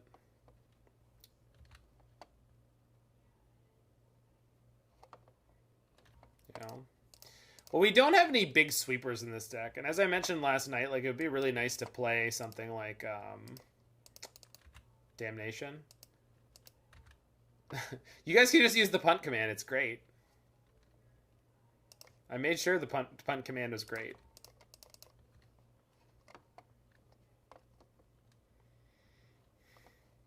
Urza's Ruinous Blast? That'd be pretty fun.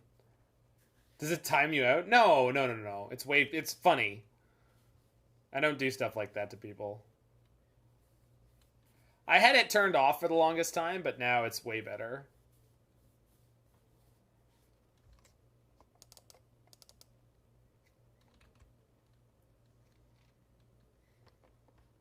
You get timed out a lot, which may not surprise me. It does. Your comments are usually funny. That surprises me. I am surprised.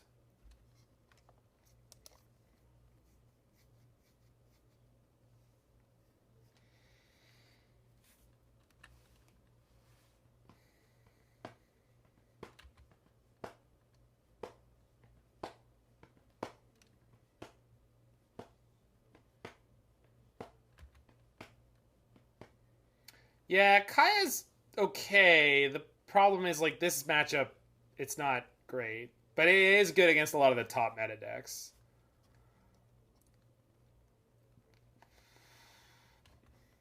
Jeez. Alright. We're going to be in trouble here.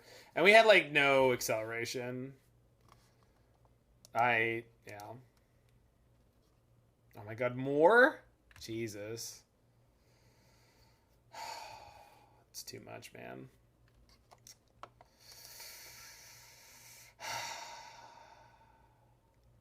Yeah, they have instant speed equip available too. I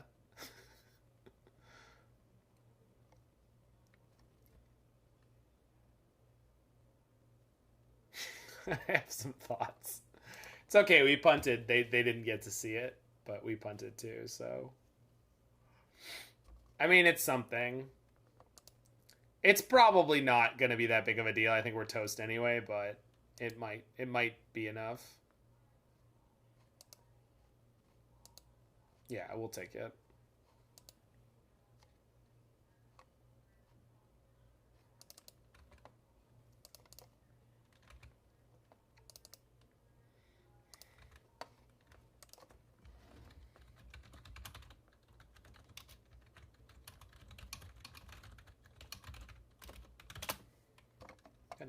Alright, good. Worked anyway.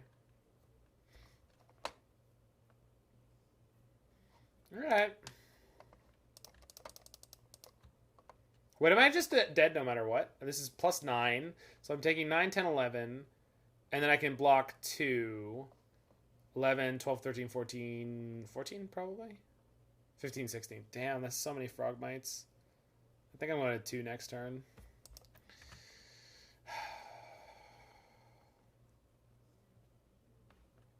$18 planeswalkers whiff. Nice.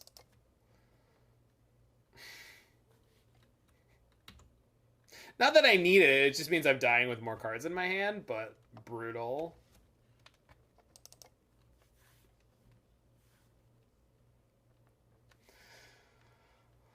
Oh, I was wearing the shirt yesterday, Squirmit. I'm well aware of 104.3A.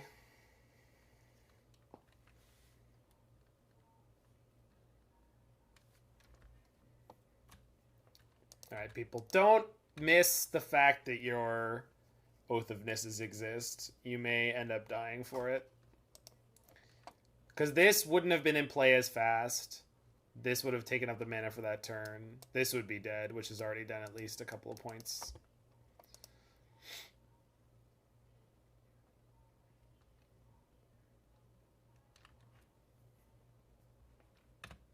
Yep.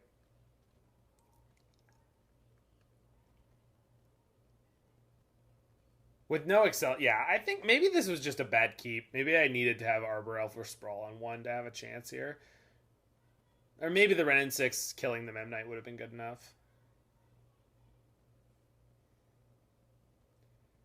See, I feel like now I'm playing too fast a lot of the time, because I keep making mistakes like that. Just because I'm trying to play quickly and I'm like, oh, I know what's up, but I don't.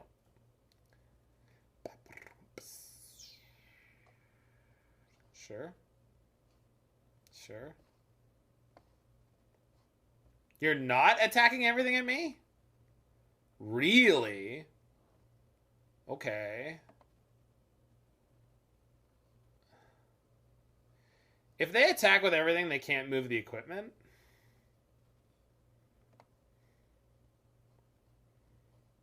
Man, they are walking themselves off a cliff with this play.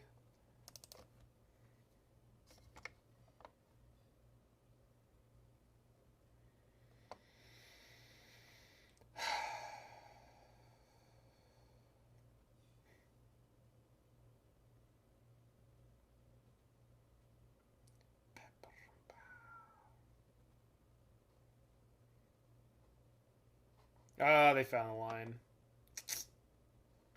11, 12, 13, 14, 15.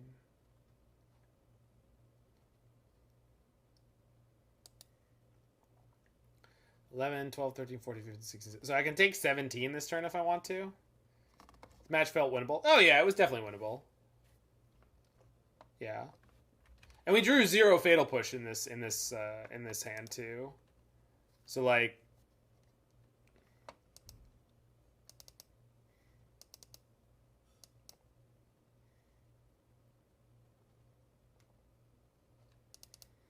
if this Mem Knight had been not here, this whole...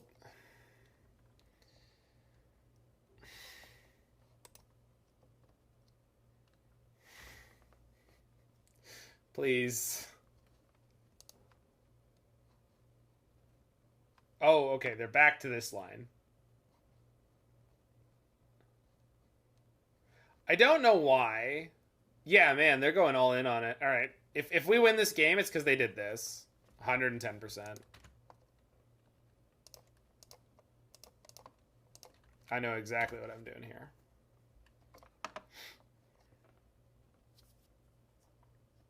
Okay.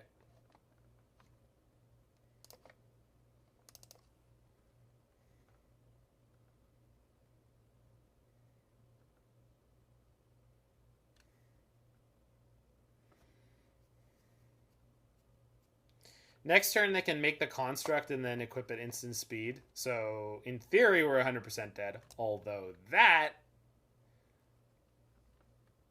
might change things.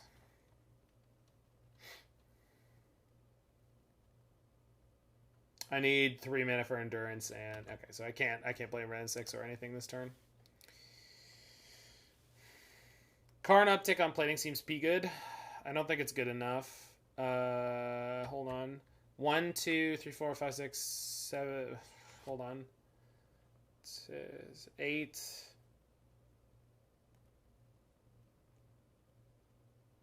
Yeah, upticking on plating gets me killed, right? But endurance plus fatal push could be okay. Oh, I can't push anything. God damn it. Why couldn't we just draw a land? Well, the fatal push is actually one of the best draws in the deck. I can't push anything.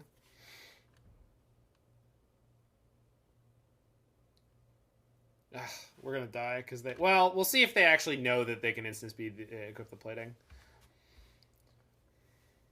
They might miss it. It's kind of complicated. Wrenn and Six for a fetch to push. Yeah, but then I die without having the endurance to block the flyer. Because I can't push the Thought Monitor.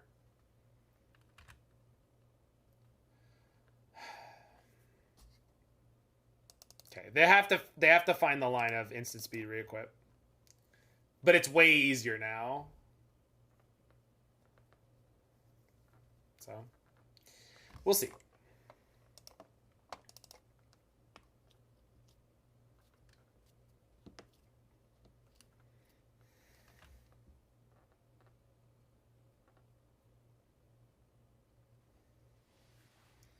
Again, if I had Wrenn and Six push before blocks, what can I push? The Ornithopter that's not attacking?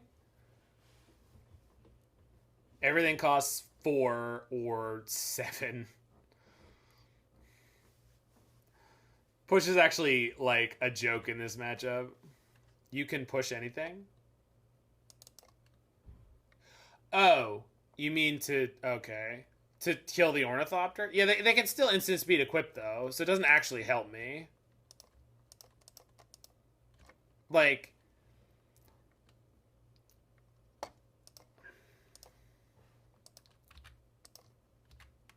Yeah, I know, Kaya. That's the line they need, and I just don't know if they're going to find it. So we're going to play as if they don't know that they need to make the construct and then drum. They have 2 black. They have 2 black no matter what I do. If I kill the Ornithopter or not, they still have a construct. All right. Oh yeah. I thought I called it out. Just that's fine. They have it. It's fine.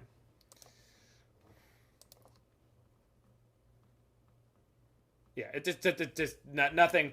The only way we could get through there is if they didn't realize they had double black, and they had the Ornithopter, which made it obvious. They had it before, but it was more complicated. But that's fine. I screwed that game up from turn 2, and because of that, a cascading series of events happened where we ended up losing. Missing land drops wouldn't have happened if I had a Wrenn and Six in play. They would have been down the Memnite. They would have been taking less damage off the cranial plating. Like everything would have been in a better place. This deck plays on very, very small margins a lot of the time, which is fine. You just have to be very disciplined about how you're playing on it.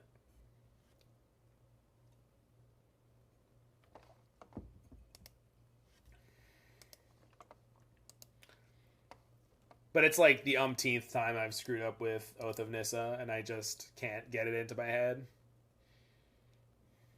I just think of it as like Ponder or Preordain or something like that. I just don't even remember that it's still in play. I'm so used to playing 4 or 5 color decks in Modern, like, that are quote unquote fair, like that actually need to play their spells. So I get distracted with actually thinking about my fetching decisions. Yeah. I don't actually feel bad about it, Jedi.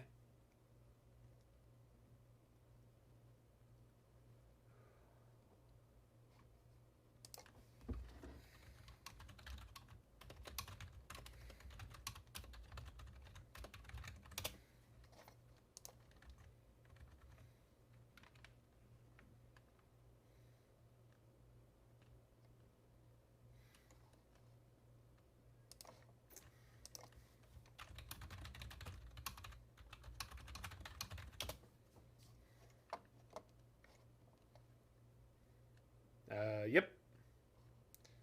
Banger. 1, 2.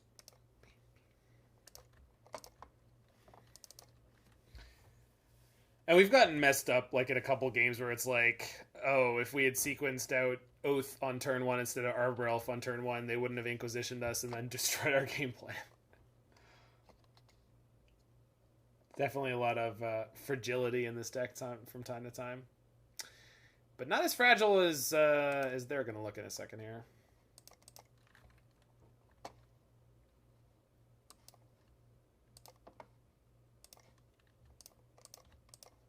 Hello. I know what you're thinking. What if they kill you Wrenn and Six? Well, that's why we drew 2.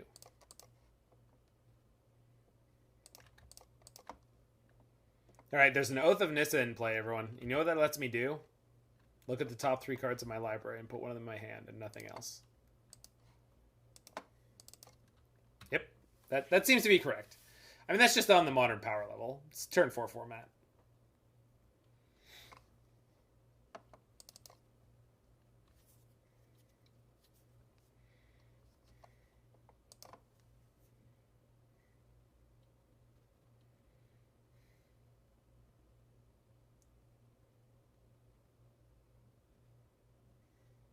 Tribal Flames. Yeah. Oops.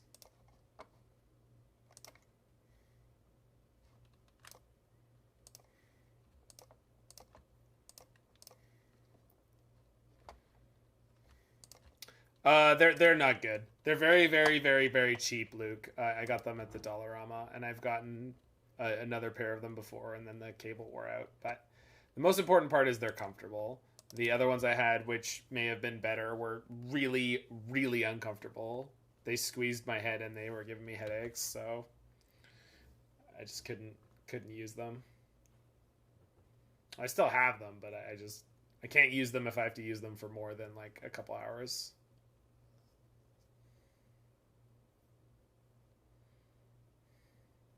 Shardless Agent in Zoo.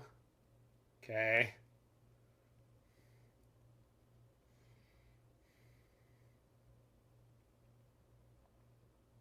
I mean, if that's how you want to play it.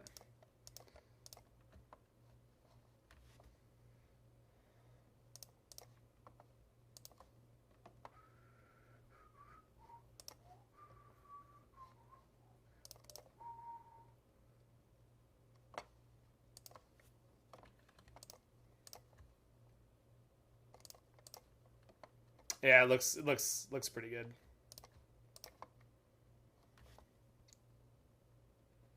Don't let some lame-o zoo thing dim your sparkle. Fair. I won't.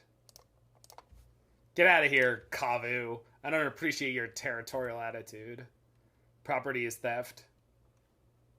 Remember that time Matt Damon bought a zoo? No, I actually do not.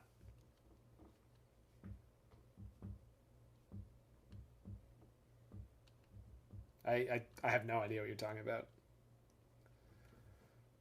It was a movie? Oh, I know the movie. Yeah, I know the movie you're talking about. It was on... We had it on the Crew movie channel on the cruise ships, so that must have been within the last 5 or 6 years.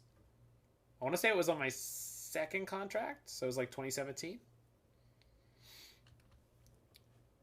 was a good movie. It looked all right. It looked very Oscar baity. It looked like there was a lot of acting.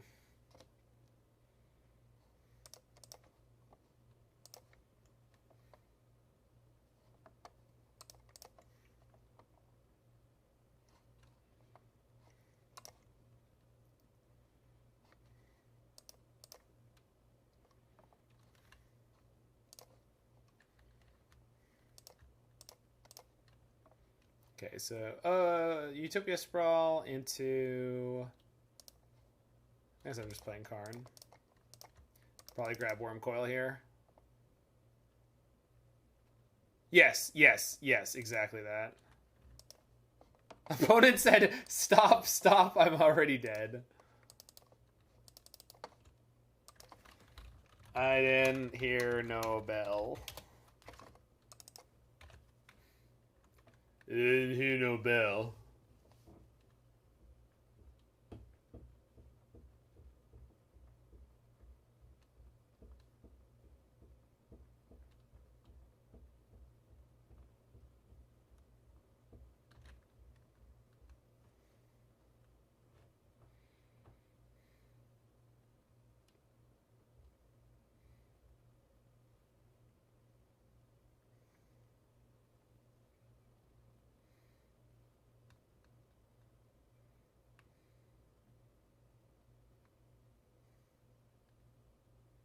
Sure. All right.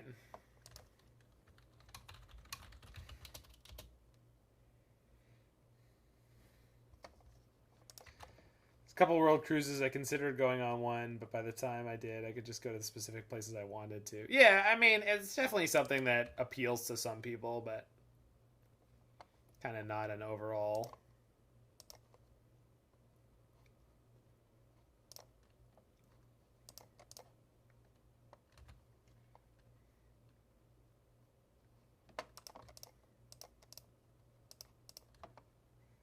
Yeah, 6 months free. Well, I think it mostly appeals to retirees, right? I don't know. I'll ping my opponent for free. It is a good song. How you doing, Connor? We're crushing your lovely friend Zoo. Did lose to Affinity in round 2 though. That was round 3. Yeah, round 3. A little bit unlucky. I mean, I misplayed game 3. Mantis right. Now, see, now there's the 3-drop you should be playing, Zoo player. Get that Shardless Agent out of your deck. That's nonsense. What are you going to do? Kill my Grist? Okay. Deal. Yeah, exactly, Gemini. It's old people heaven for sure. There's elevators everywhere.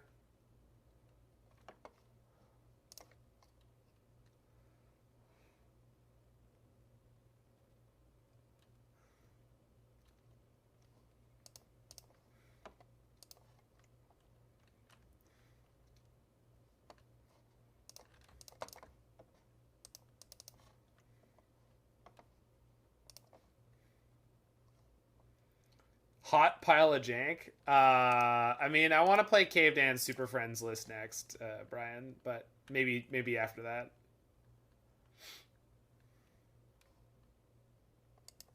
All right. So, smashy smash.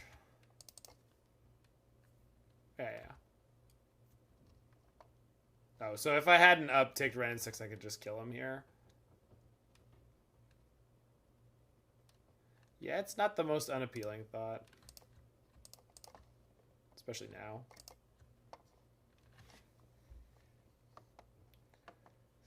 I definitely feel like if I get out on another cruise ship contract, I'm going to end up drinking too much more often than I did before. White ramp and artifacts.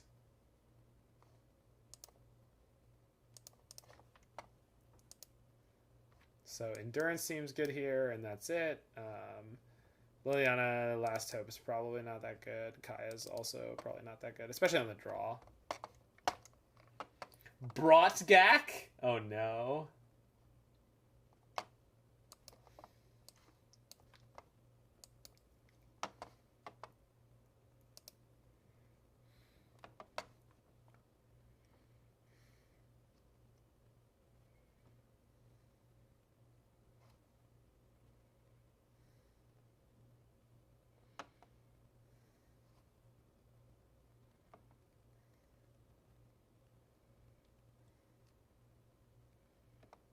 This looks like some pretty hot jank, Brian. I love it. So what does Brought Back end up doing? Oh, you accelerate with fetch lands. Oh my god, and you have Lotus Field. I see. Okay, I get you. Is this necessary? Are 4 Brainstones necessary? I don't know about this one. Brainstone is good? Okay, I'll take your word for it. Sure. Okay, we're on the draw here, but I'm going to keep this one.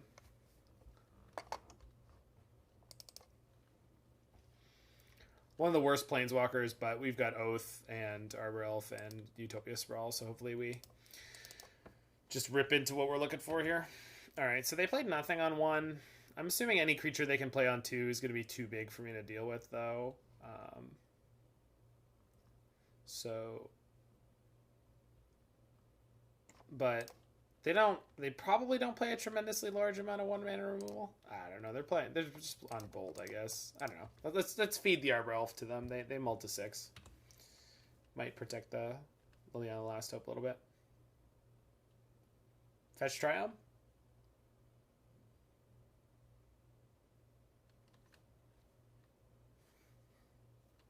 All right, now Tribal Flames my Arbor Elf.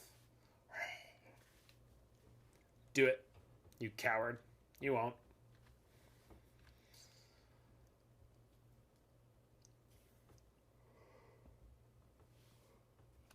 Chalice.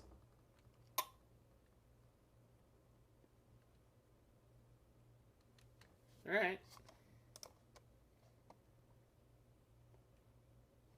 All right. I feel more than a little silly, Jen, and I'm not gonna lie.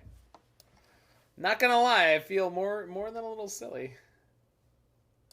I think I'd rather get Liliana into play here.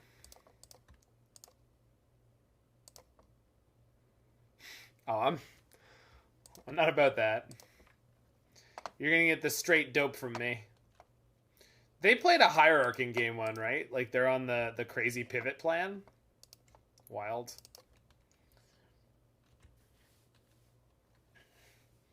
I'm guessing they play like 6 to 8 Hierarchs in the main deck too, so that's like extra crazy. But if they go like Shardless into Tribal Flames here and knock down my Liliana, I'm not going to have a lot going on, so fair enough. Let's see. Oh, they could play the Scion, right? No, how cheap does it get? All right, Shardless into Kavu. Banger. All right. Let's draw something good or die. That's not great. Although... Oh, of course. I mean, I meant to do that, because I'm just tilt slamming my stuff. Scion costs 2 right now? It does go that low? Jesus. Kept thinking that the lowest it goes was 4. But I think I've just seen it cast on 4, like a shockingly large amount. Oh, I could have killed the Shardless Agent anyway. Whoops. Yeah, I'm just turning on Delirium.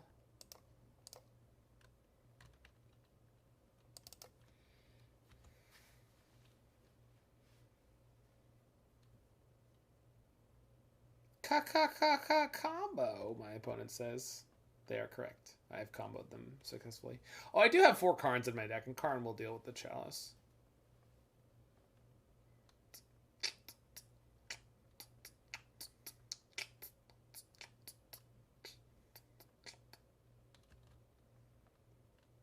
Okay.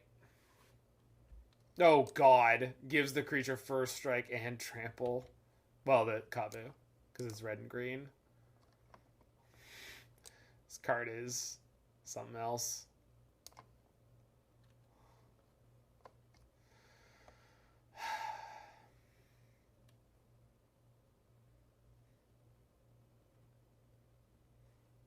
Flample? This doesn't have Flample. Flample is flying and trample. It's like Fear Ample. Fiemple?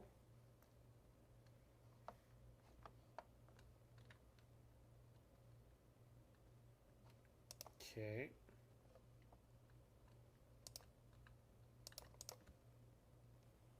Yeah, but like Flample is something people have said for a while. It's flying trample. Because all of a sudden they started doing it a lot. Like, there was a really pushed...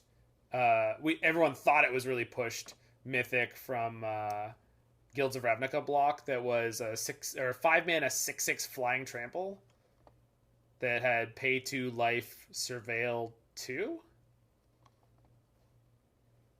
Like a good goddamn creature. Doom Whisperer? That sounds right.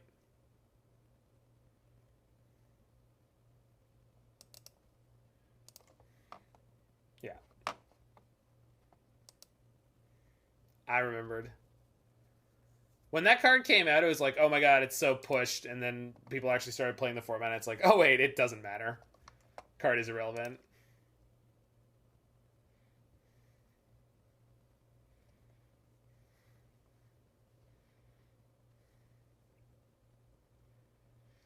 So I can lock in the turn 2 Liliana or play out the Arbor Elf. They didn't kill it last game. Arbor Elf makes it more likely that I could resolve turn 2. Well, Arbor Elf makes it possible for me to turn 2 the Karn, but if it dies, it means my turn 2 is terrible. So I think I'm supposed to Utopia Sprawl here like a coward. That's who I am. That's who I am, deep down inside.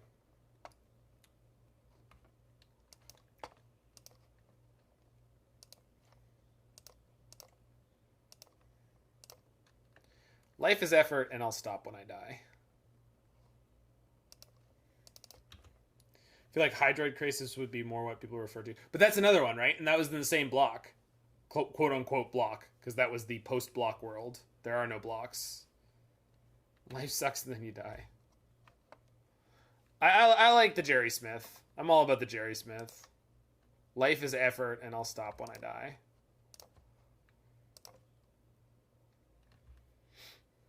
We're just going to pitch the Arbor Elf here, I think. I mean, it teams up nicely with Grist next turn, but like everything else in my hand is probably better.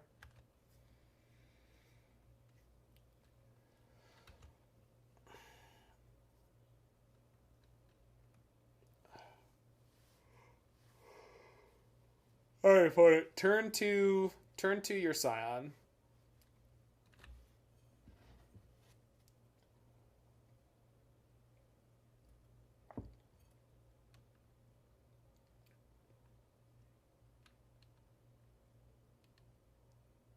Wait, what does this mean? Oh, they just drew their one of mountain. I see.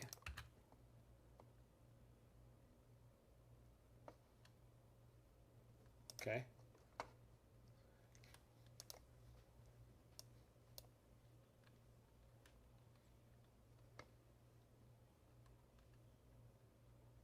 Yeah, probably should keep the Grist.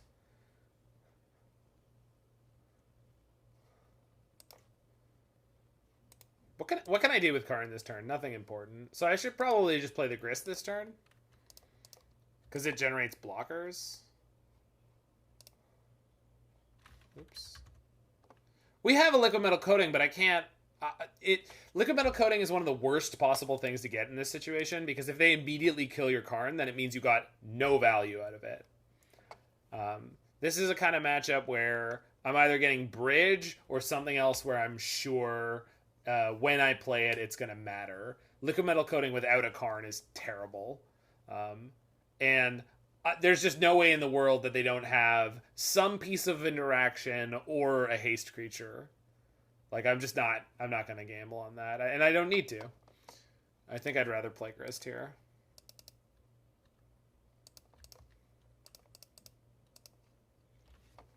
Maybe too conservative? I don't know.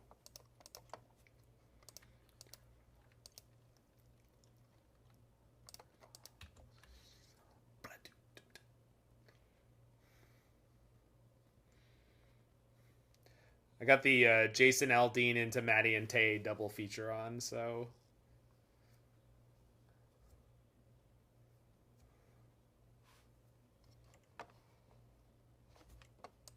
Wow. Domain Zoo really looking good here. I can't keep up with this.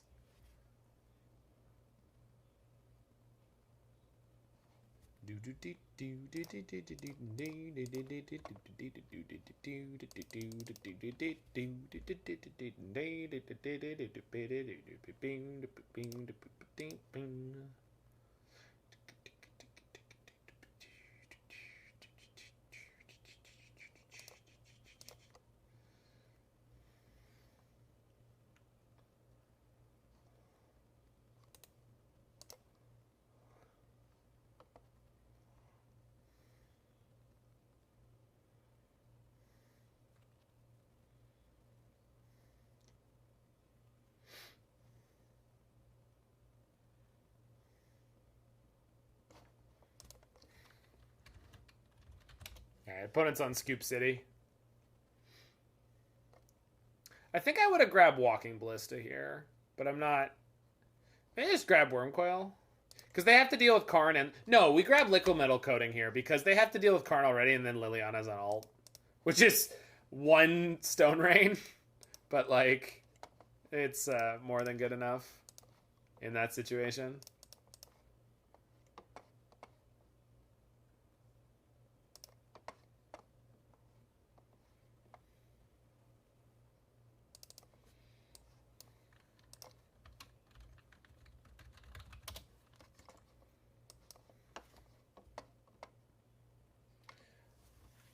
Well, we don't know that it was a Bloodbraid Elf deck, and yeah, they run Chalice as a sideboard juke because their deck starts on 2 generally anyway, and if they're playing against a deck with a high enough density of 1-drops like Prowess, say, it hoses the opponent way more than it hoses them. So, were you on 6 to 8 Hierarchs already, Dead? Yeah, it lets you win matchups like Black Red Luris and Prowess. Just 4. Okay, so you just go swap. So you sideboard out of all your 1-drops when you bring in the Chalices. It makes sense. But it's like our deck boards out of the Arbor Elves against heavy attrition matchups a lot of the time because it's just not worth trying to keep a 1-drop. It's just gonna die.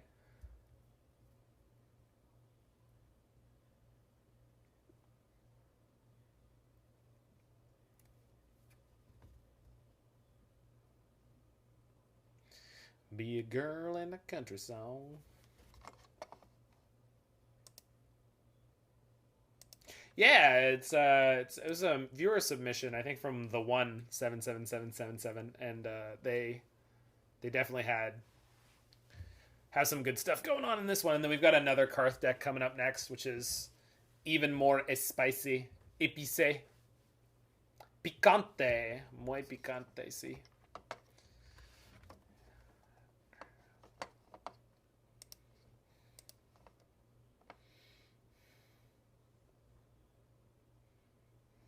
Nice. Well, welcome, welcome.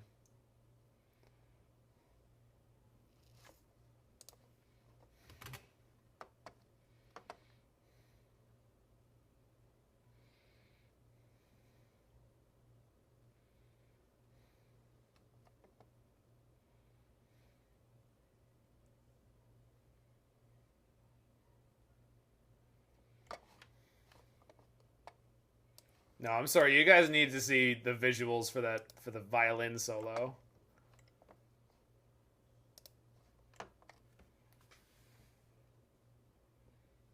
Oh yeah.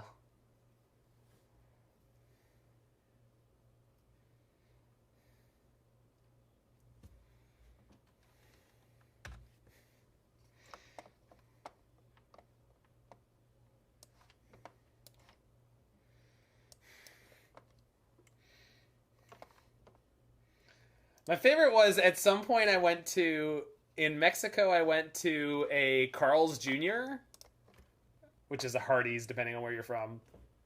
And they had screens in there that were showing ads for their own stuff and other stuff. And there was one where there was like a bikini-clad, smoking hot woman who was like just shoving her face into a burger. And I thought it was the greatest thing ever. Just like super sloppy, like truck stop eating,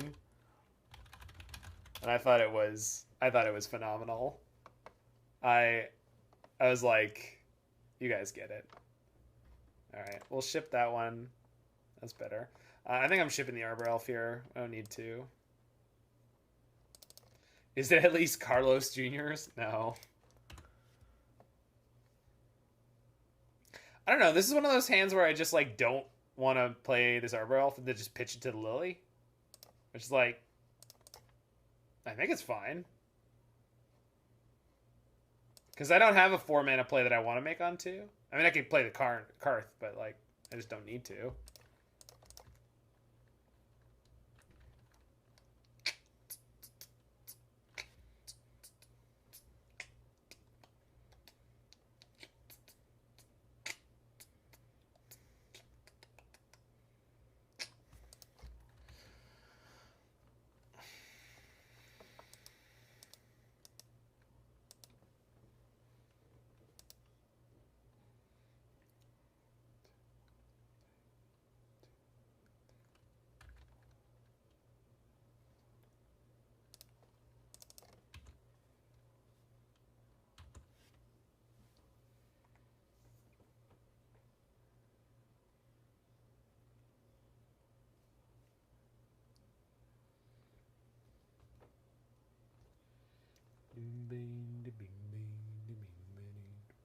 Well, Liliana upticking seems a lot less good all of a sudden. So...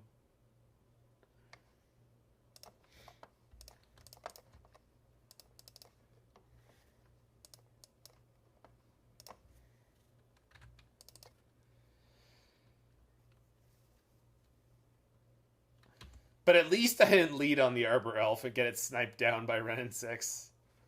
That would have been the most fun.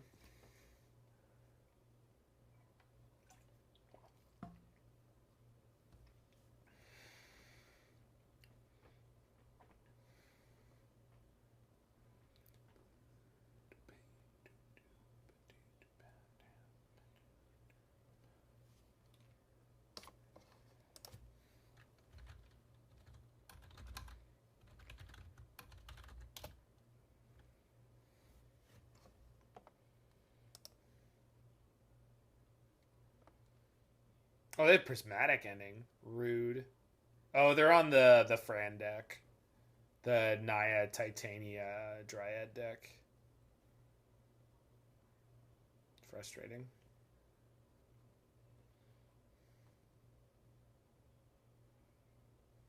My end is multicolored. Always was. Always was. Alright, so I have Oath in hand still, so let's just...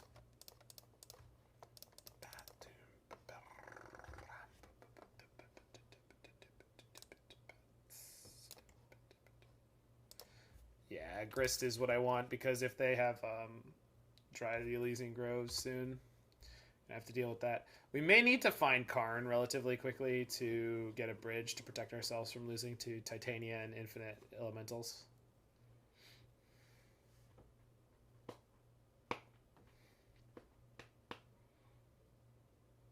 Opponent, your deck doesn't play a lot of instants, so I...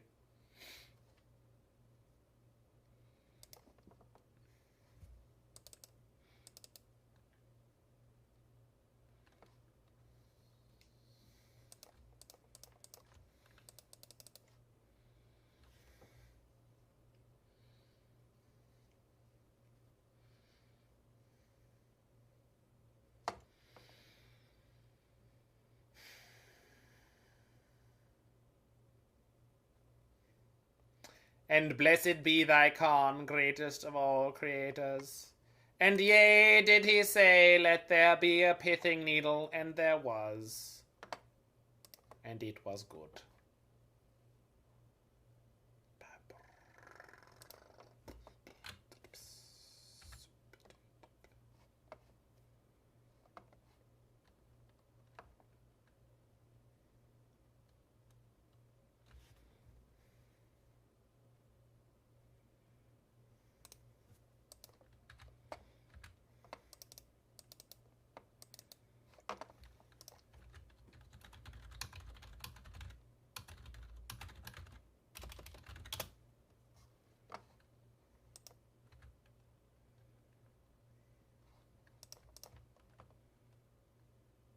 You've never responded to a Pithing Needle in your life, opponent. Got him! Nice Titania. Give me that salt, baby!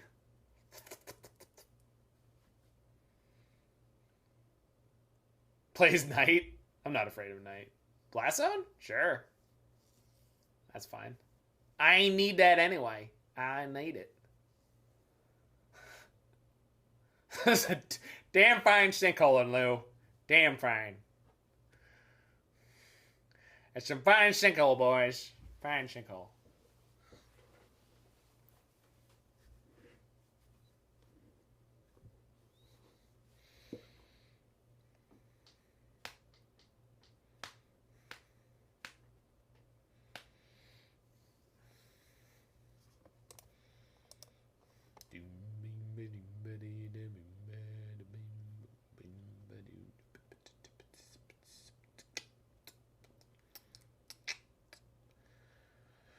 Okay, so they have prismatic endings for bridge.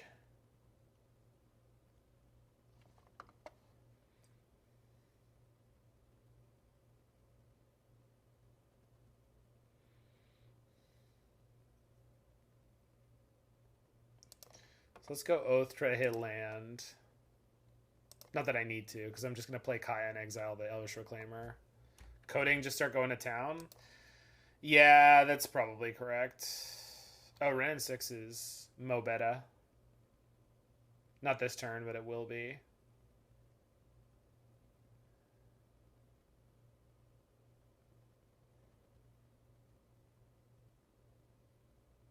Because then I could play the Coating this turn. But then we leave the Reclaimer in play.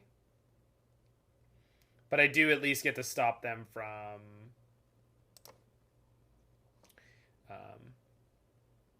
playing Titania this turn. Any order of those. So they now know I put Wrenn and Six in my hand. So if I attack the Wrenn and Six with Carth, they're now more incentivized to block. Let's see if they do.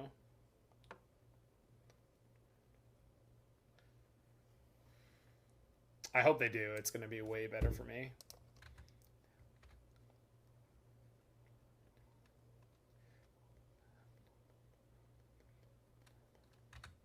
Okay. Oh, I have to plus Wrenn and Six to play the Coating this turn. That's fine.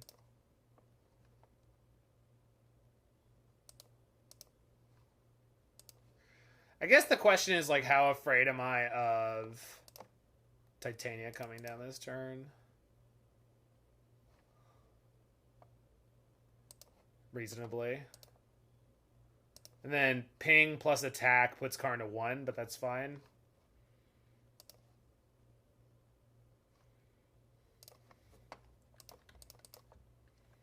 Titania kills fast. Yeah, I agree.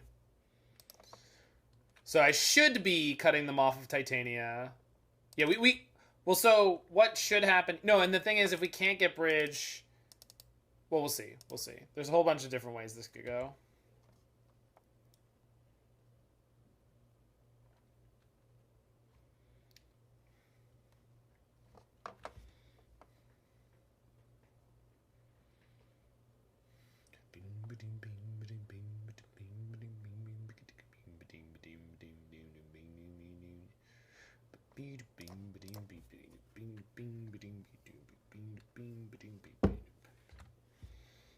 Alright, what do you got, nerd? That's no problem, Halsey. You missed a bunch of Magic, but we've got a very interesting game here. Game 1 against Naya Reclaimer stuff. You've definitely been watching a dumb person do dumb stuff, for sure. Really dumb stuff? I don't know. I don't know if that's fair. Incredibly, powerfully dumb stuff? I don't know if that's fair. I mean, it is, but I just don't know. Nobody knows. Nobody knew. Nobody knew. Nobody knew how smart it was. It was so smart. iPhone run over by a Lambo. Wow. So I was working at a restaurant for a while last year, by accident, basically. And we had some people roll up in Lambos, and what was the McLaren? I think the McLaren was like $750,000 car or something like that. Unreal. Guy who drove it loved to show up like about an hour from close, drink like 5 gin and tonics, and then we'd have to, yeah, anyway. Weird dude.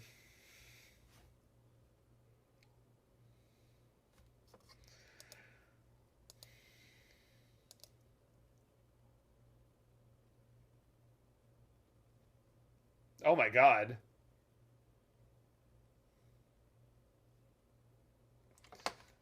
The U-Haul clip that I saw recently.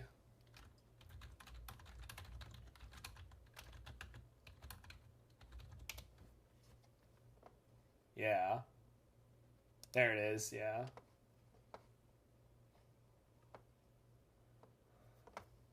For anyone who wants to see an astoundingly stupid video of people being really, truly, astoundingly moronic, it is unreal.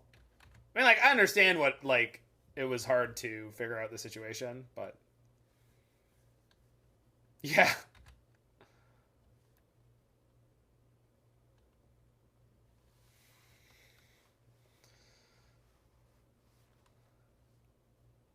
The model Claire Gerhardstein.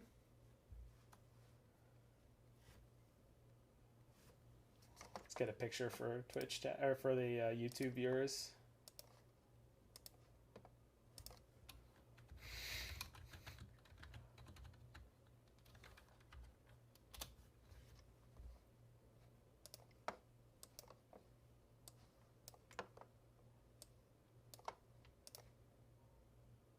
Huh.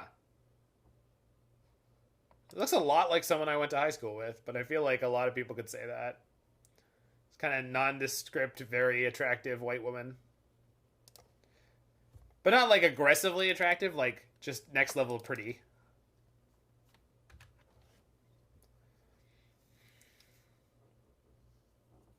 Huh. So that's a good draw.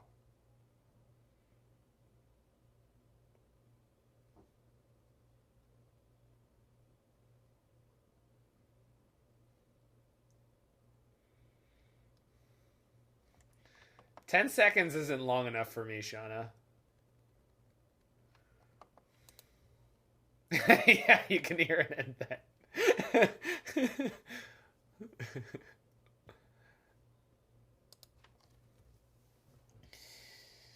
Okay, so I can Stone Rain them. It doesn't take them off of Titania.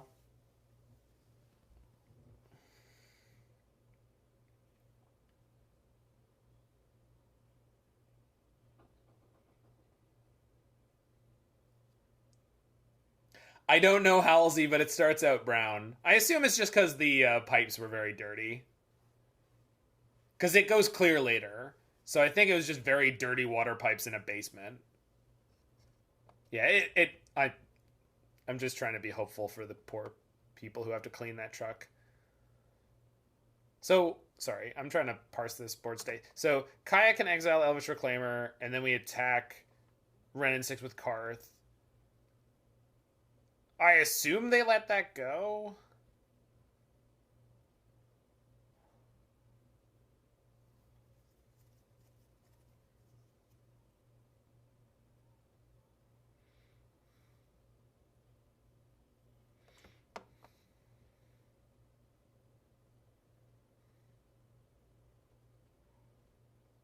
Oh, there you go. Thank you. Thank you. Thank you. Thank you. Someone was going to help me find the obvious line. Thank you, Demora.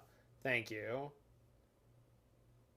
It's been a while since I played Wrenn and Six with Fatal Push. I play a lot of Wrenn and Six. I just don't play a lot of Wrenn and Six with Fatal Push. Good God, that took a minute.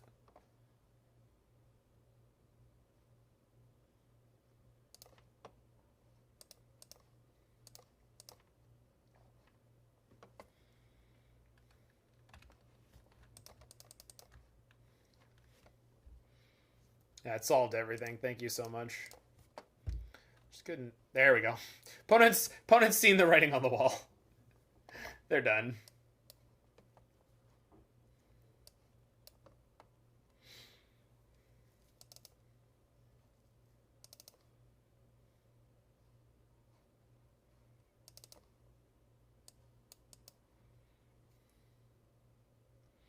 So they're on prismatic ending, so we just need to be a little bit careful with our early game acceleration. But I think this is fine. Wrenn and Six doesn't kill anything on its own. They're gonna have a lot of creatures, and then Liliana doesn't kill too much of their deck on its own.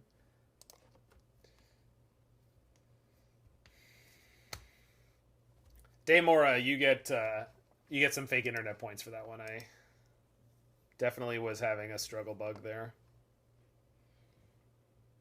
So we got turn 1 Thoughtseize, turn 2 Wrenn and Six, turn 3 Karn. Probably about as good as it's gonna get.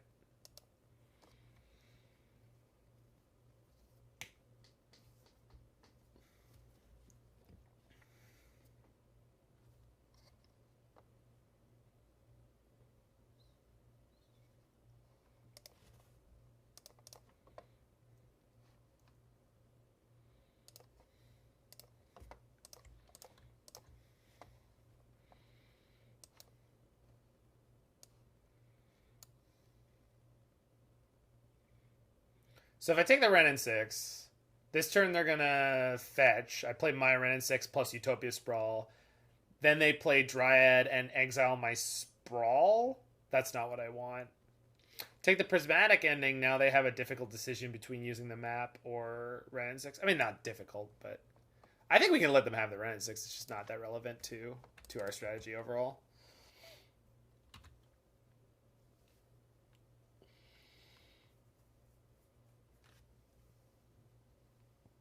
Oh, and then if they Wrenn and Six and then they Dryad and they don't have enough mana to activate the map, then Karn locks the map out. All right, so this might work out really well. We'll see. We'll see.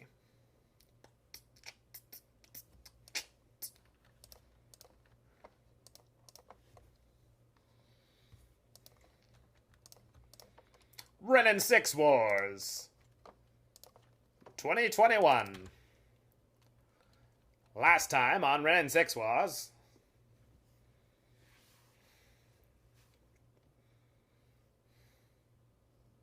That's the plan, Shauna. And my shadow will be 3/3 for 1 mana. Seems fair. It's gonna be a pretty good shadow. Oh yeah. They had a land? Kel Surprise.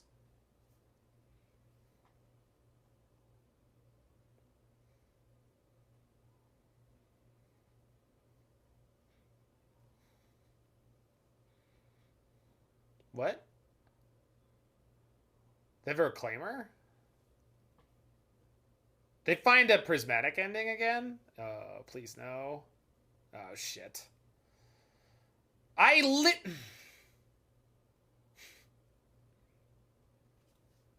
Alright. Literally set myself up for this situation exactly, but I never planned on the top deck. I'm gonna be a salty Jund player. And maybe they're gonna Blood Moon me? In their Urza Saga deck? I've seen crazier stuff happen.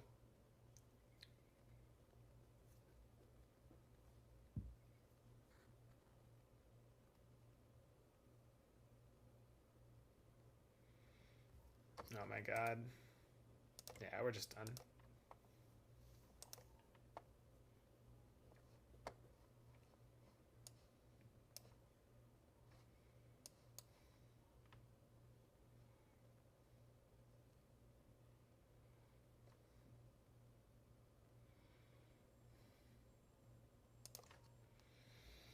I just felt like we were thoroughly hosed at that point.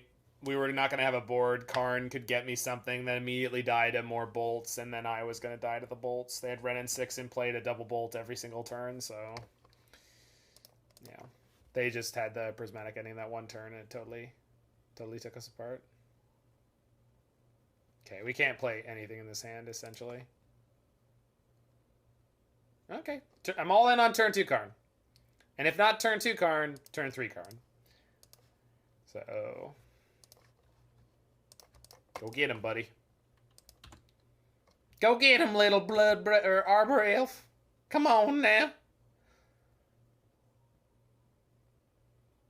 Reclaimer. Reclaimer. Mother flipper.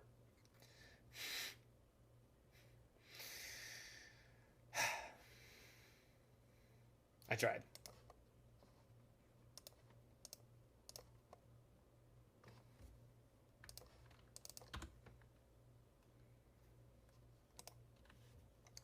Oh no.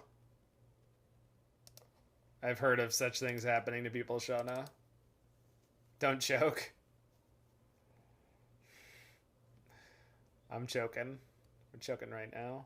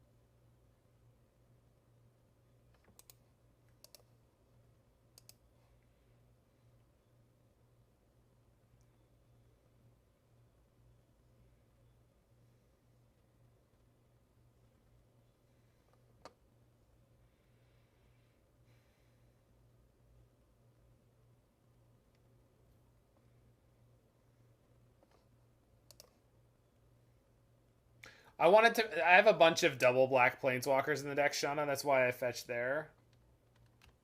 So I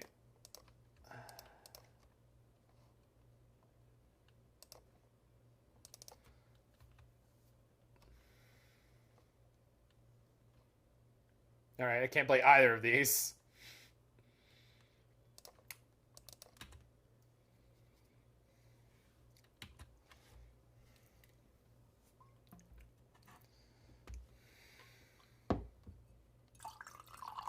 Well, again, it's still... So, Yavimaya and Blood Moon don't stop Cascade spells, but I assume that they had intended for it to do something else than that.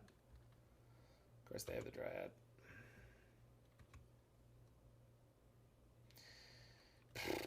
Oh, man, if you have the freaking second Prismatic ending, I'm gonna be so mad.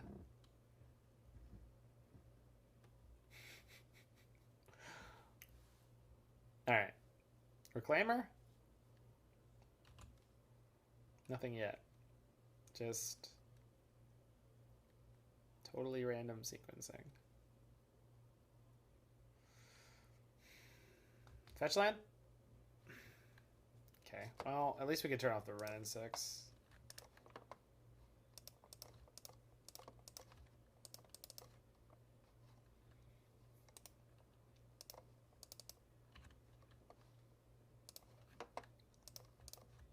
Yes, I have to turn off my Wrenn and Six too. It's worth it.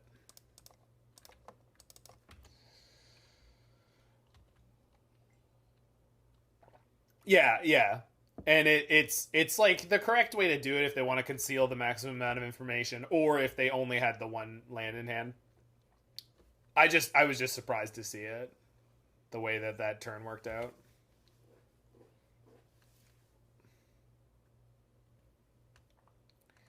I don't know. I thought about it, but I don't know. Yeah. Okay. So we have access to Bridge here, so we're not doomed. But if they then find Valakut, which they can do with a map off the Saga, then we're in huge trouble. They haven't done it yet, but it's coming soon.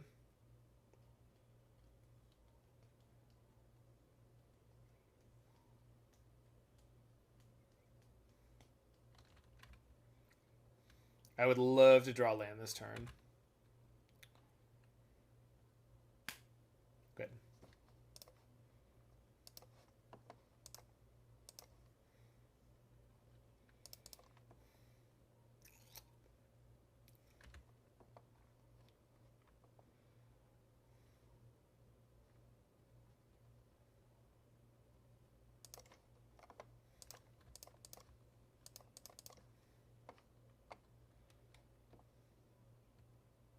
Yeah, that's what I'm gonna do, Daemora. I'm gonna play Grist, sack Karn to kill the Dryad. Sucks, but that's where we're at.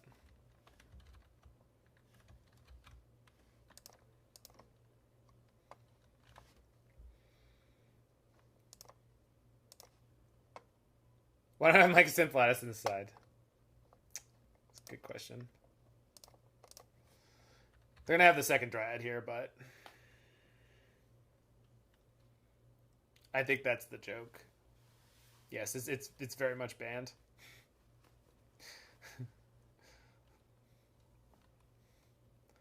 It's on my cards from the Modern Ban List song.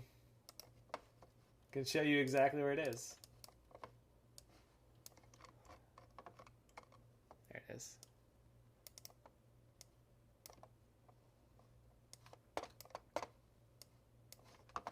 Coming soon to a YouTube near you.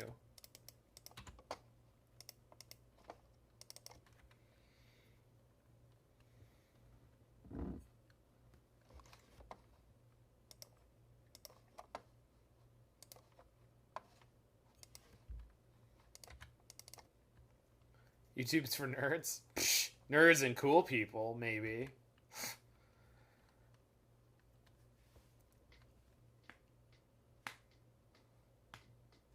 Good old Asmorano, Martika Dice, and the Kuldakar. Love to see it. Oh, they're gonna needle my Karn? Ah, I see we're at an impasse, opponent. You've come to win the game that I've rightfully stolen.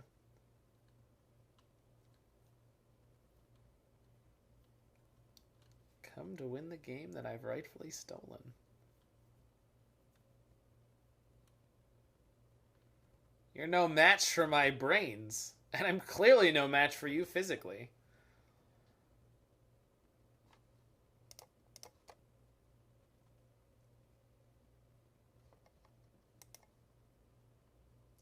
We build a grist! Ah!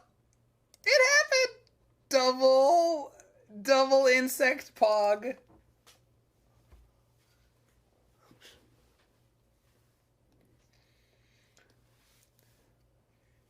They clearly couldn't Pithing Needle my Wrenn and Six because I already had a needle on Wrenn and Six, and I clearly couldn't have Pithing Needled offensively against their, I don't know, Windswept Heath, because I knew they were going to Pithing Needle the Wrenn and Six if I did. But they would have known that. They would have counted on it.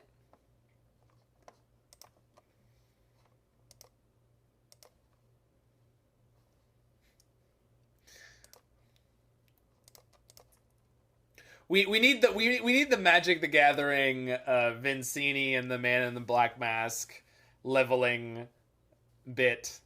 Someone's got to do it up big.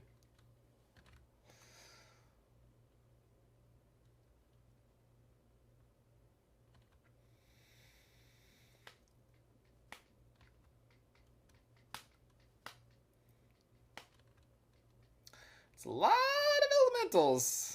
Held back by one tiny bridge.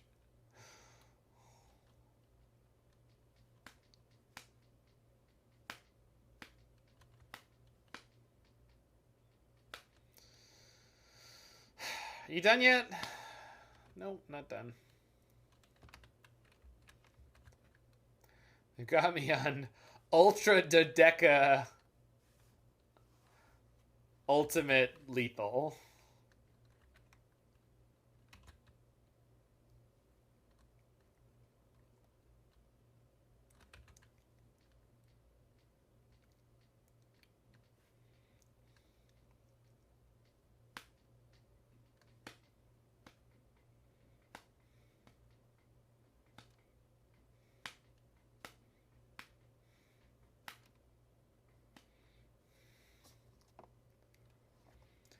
The Ensnaring Bridge was in the stronghold, yeah.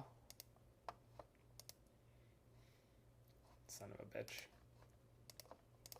Okay, if they have a Reclaimer, I'm really gonna hate this. I guess I could have just Insect Chump blocked for a bunch of turns. Oh, whatever. The Agonophone? That sounds extra horrifying. Oh, well, right back to where we started. I guess I could have shot the Titania again, huh? Whoops. Alright, folks. Kaya off the top. We want Kaya off the top. Oh, and the Oath of Nissa, because I can't cast Kaya right now.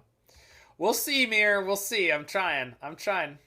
He's trying. Oh, man. Oh, they have a Saga. I didn't notice it come into play. I'm probably screwed. Because that's going to get Blast Zone or some such, and then we're just going to die. Yeah. Damn it. Alright. A 1 turn to dig out, I guess. Yeah, but Saga gets the map, and the map gets whatever they want.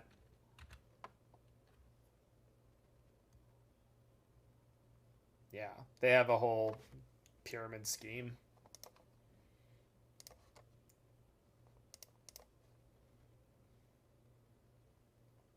Well, map does not go through Karn. I, of course, assumed that it did. Because I'm a very intelligent individual. No, I just forgot that Karn existed because he's been needled. Which is fair. I'm not bad, I'm just double smart.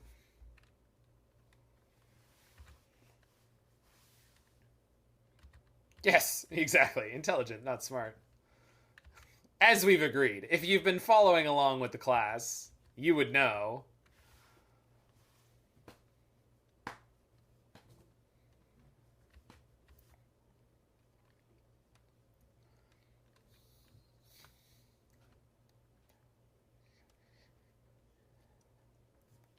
All right, what do you got? Nothing? Good. And we continue as we had.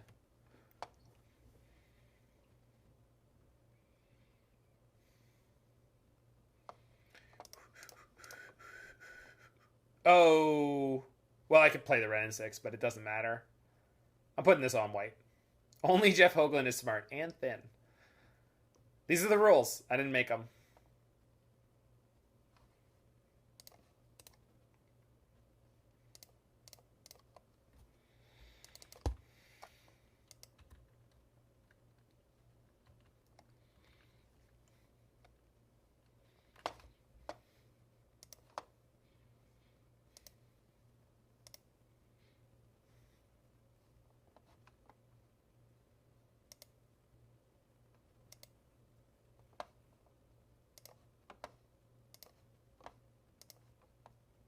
Real nail biter. Yeah. I don't know. This is one of those prison games I've just kind of settled in. I'm clocking my opponent successfully. If they ever find a prismatic ending, I'm toast. If I ever find any number of things, they're toast.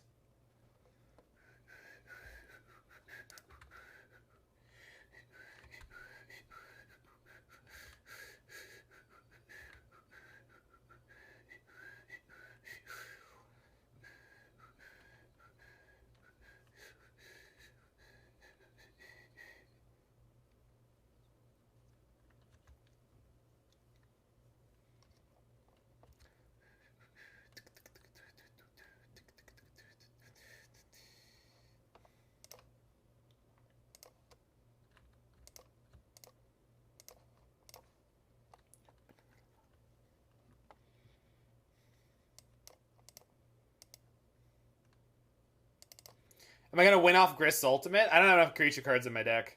I mean, I guess if I did it like 3 times, if all the Arbor Elves are in my deck, and all 4 Carths, and the other 2 Grists, if I put most of them in the graveyard, and we Grist ultimate 3 times, they're paying costs, probably just dead now.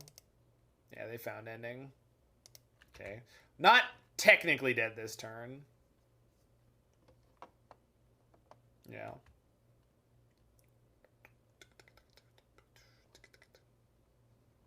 I mean, I'm pretty sure I'm not dead this turn.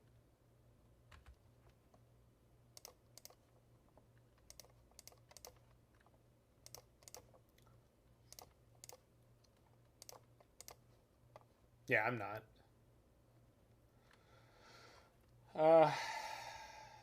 Whatever.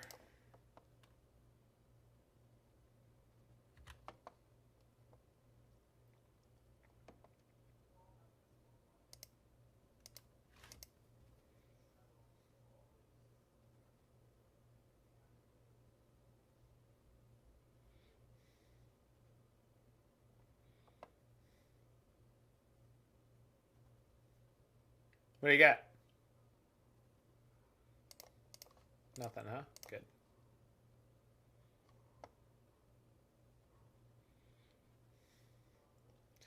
So if I were to draw Kaya, I could exile my bridge, wish for it, and cast it again. Oh, my bridge is in exile. Wait. They punted. I mean, they didn't punt. But the fact that I had enough tokens, I'm not out of this at all. That's really funny. They just killed a bunch of my insects. Oh, no, wait, the Karn is still off. No, never mind. Yes, I am. Of course. Sorry, I momentarily was like, oh, now I can Karn Wish. Not for any good reason. No, I know. I just forgot in the moment. For some reason, I was like, wait, of course I forgot something. No, of course I didn't forget anything. So, 3-2, this time, a bunch of really close matches there. The one against Affinity, I punted. That one, I mean, we just got into a good board state. They got their Needle out exactly at the right time where I couldn't take down my Karn one more time to get something that would end the game, and then we just drew into nothing. So it was a 2-3 mirror. It was a 2-3. So, but last night was very similar. This deck kind of just wins and loses on very narrow margins. It's fun. Grist has felt really underpowered a bunch of the time, and Liliana Last Hope's been a bit of the same, but like, how much can you really demand out of your 3-mana planeswalkers? I'm not really complaining about them, but we're going to try a different version of this deck that actually has a combo kill in it. It's not just trying to win out with grinding value, and plays some of the other perhaps more powerful planeswalkers in Modern. So, I mean, this is good. I'm not sure how you solve a lot of the problems you have with this deck. Like, sometimes it's just really clunky and you die. So, but a lot of the other games are really sweet and awesome. So, if you're in the future watching this on the YouTube, make sure you hit that like button, smash that subscribe button, and check out any of my other videos that you are interested in. Play all sorts of cool stuff like Jund Carth, Splash White, and the next deck that's coming up, which is going to be pretty amazing as well. And I'll